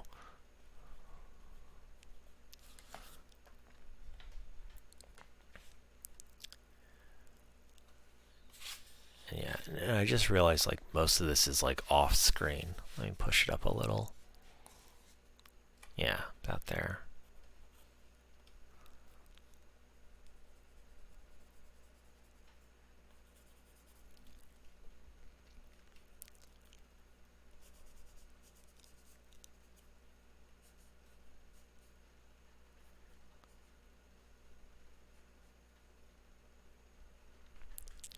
I wonder if they do. Do you think they have on the Blu-ray of the prequel? Uh, do you think they have like a whole version of the film with the practical effects,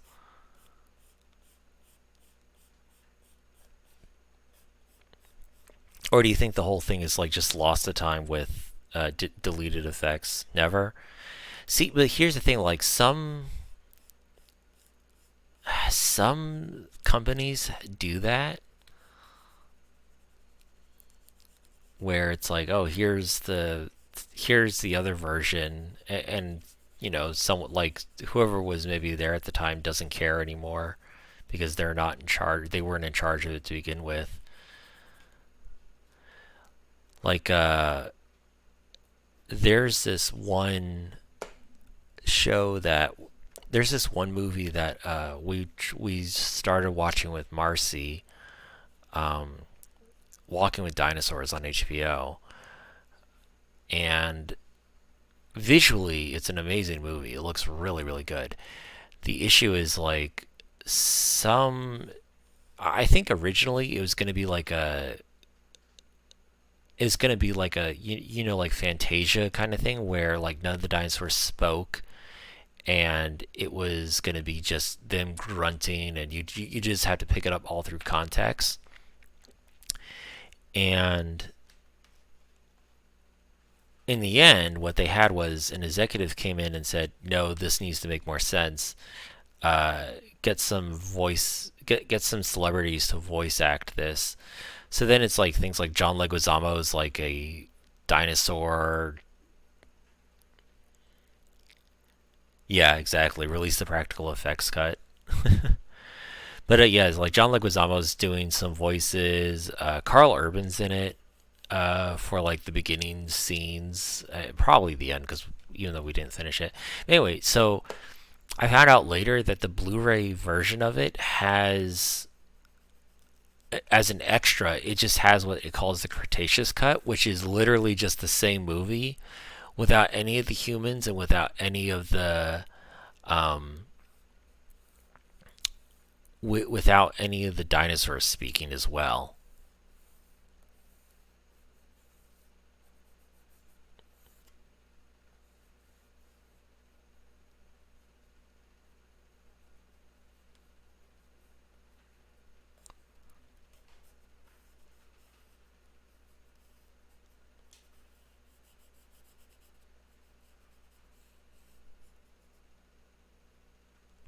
Yeah, yeah, that's the thing. Like I was even surprised that they have that. Um, and of course they don't have it on streaming like that. It's only the theatrical version on streaming. and I frankly don't want to buy the Blu-ray, if even just for that.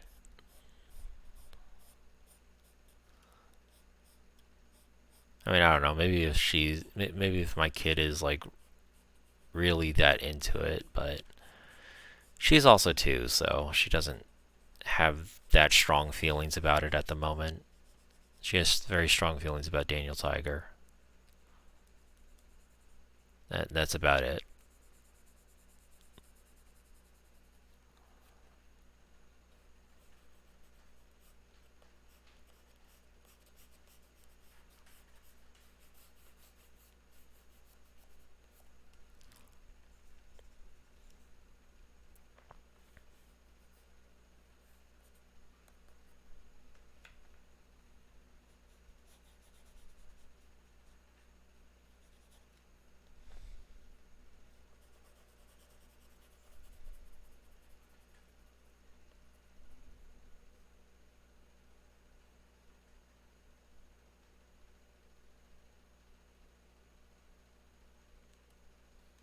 Oh, as she would maintain that she is, even though she's like a month away. She acts like a 2-year-old at this point.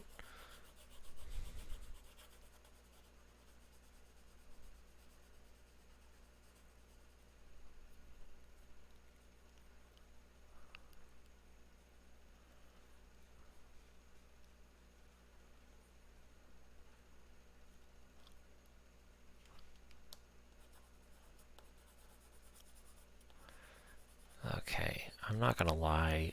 Since I'm not using reference on this, the doc is kind of bullshit in. And I probably could do a better job if I wasn't trying to move so fast on it.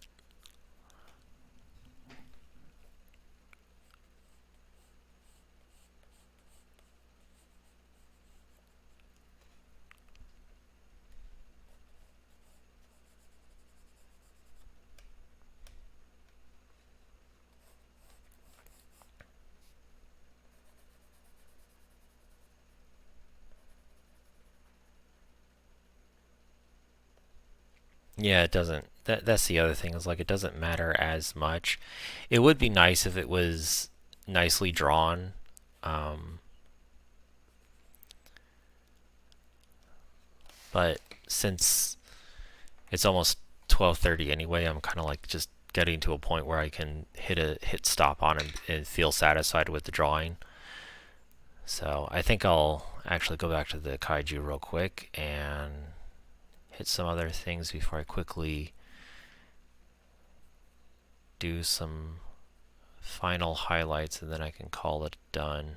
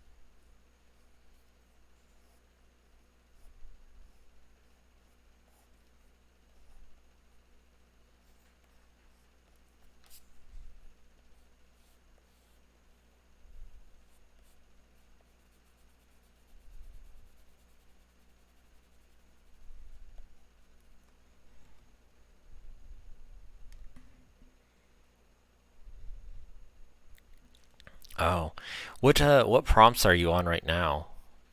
Because I know you did shell. What's next? I didn't save out the list that you showed me.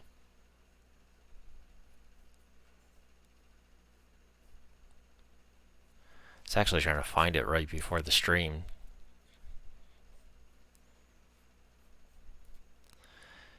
So, just kind of pumping up the outline just to have that stick out a little more.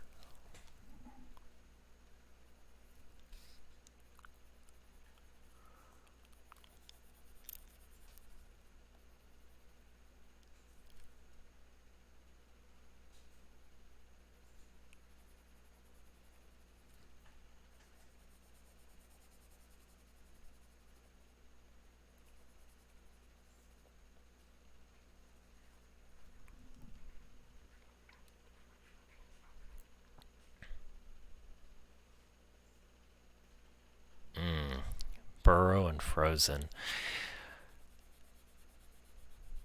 Burrow, I saw someone post a very disturbing sketch of. I want to say like yesterday or like the day before. It basically was a kaiju version of like a Doug trio.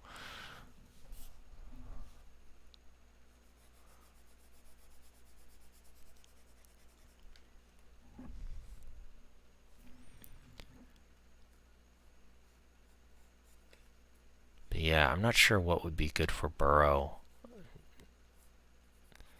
Like, unless you want to do like, are you trying to keep it all to like a guy in a suit kind of thing, or are you willing to expand out to something else like a worm or something like that? All right, let me.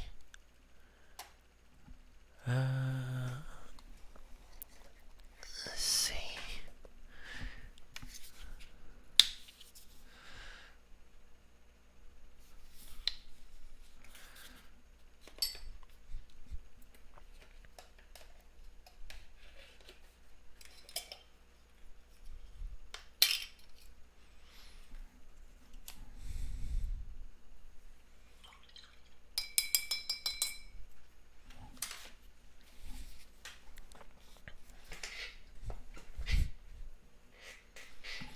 So I'm just gonna hit some areas with white gesso as highlighting,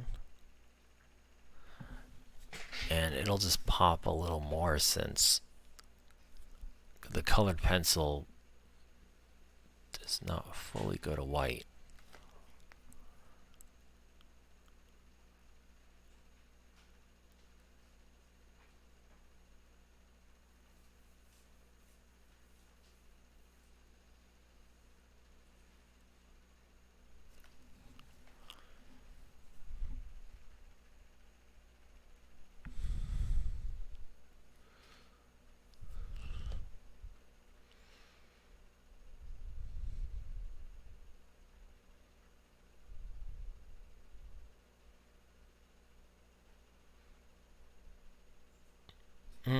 Okay, so it was like a shoveler idea that you had.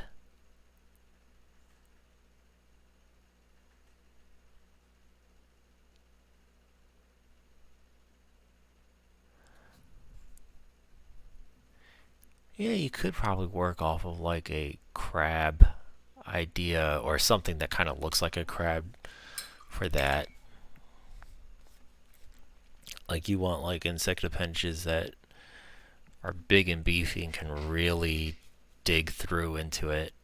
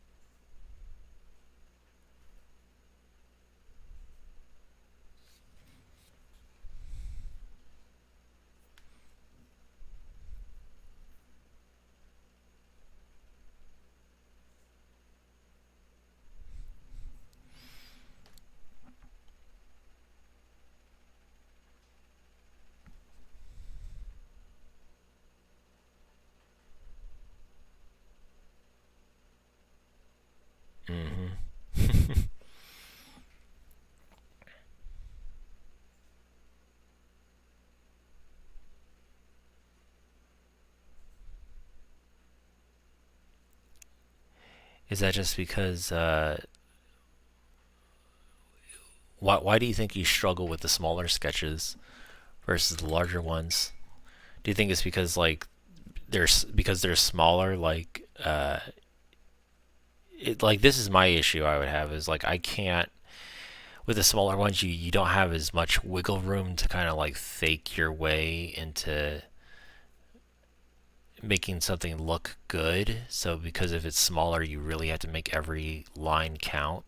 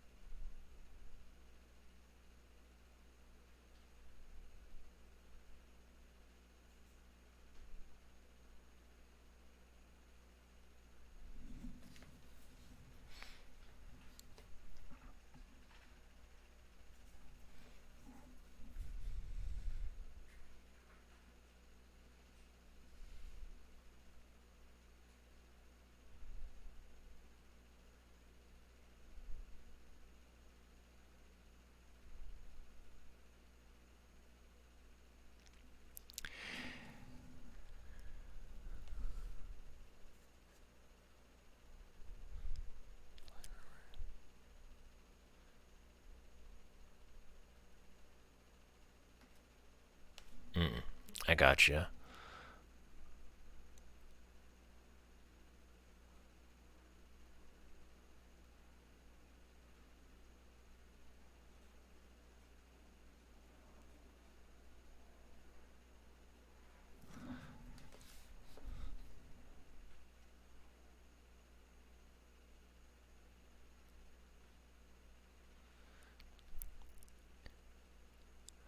So I also don't have to use gesso for this part. If I wanted to really have more flexibility with it, I can use gouache actually. And I know some people do not like using gouache. I happen to love it.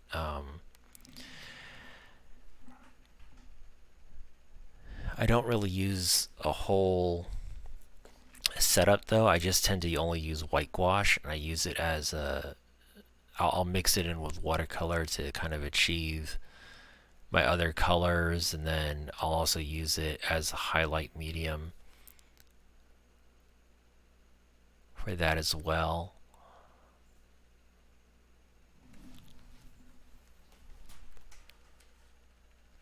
But the good thing is like you can lay it down and then go back over with pure water and use that to soften the line.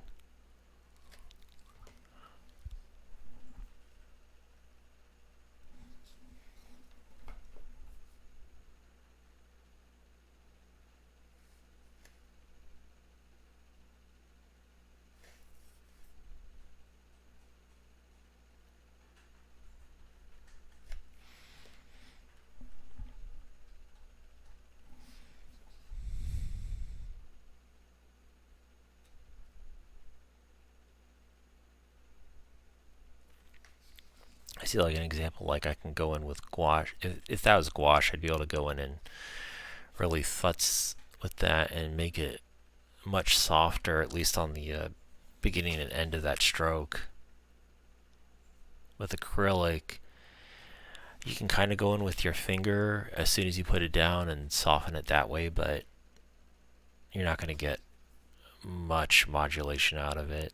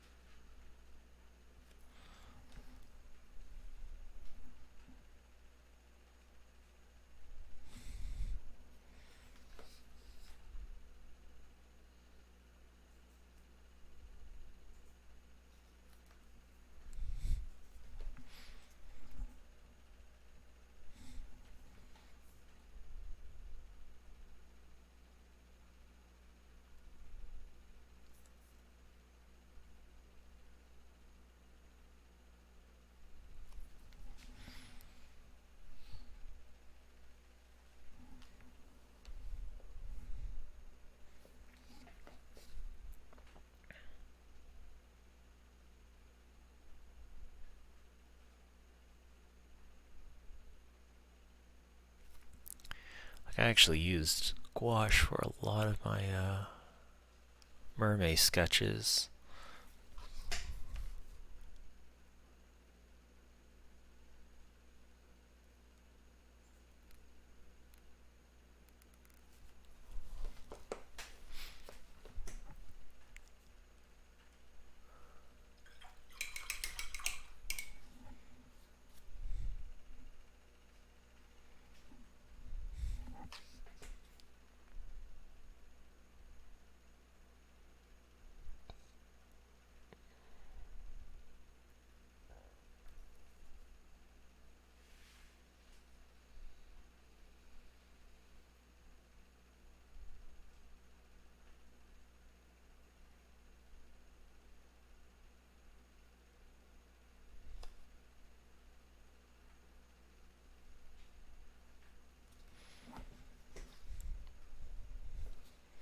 Okay. It is almost 12:30, so I'm going to call it for now. I could probably keep noodling on this forever if left to my own devices, but I should call it quits. But I will try to do another one before the end of this month.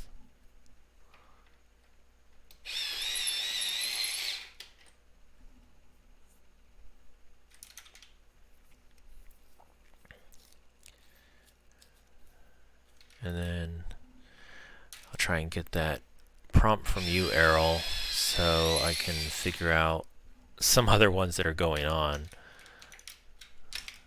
Because I tried looking for it. Oh, thanks, man.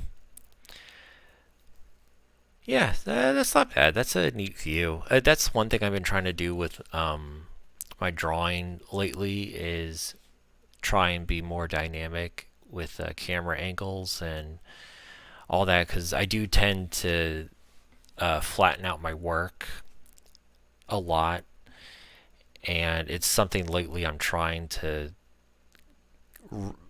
not rid myself of it, but I am trying to like mitigate it and be more mindful of the fact that I can do more dynamic stuff. And it just forces me to think outside the box with that too. So this is kind of neat that it's this top-down view, and it's, you know, he's like hulking over everything, and it's not too bad for like a 2-hour sketch, 2.5-hour sketch. So okay, that's gonna do it for me tonight. Thank you so much for watching, and I will see you guys next time. All right, bye bye now.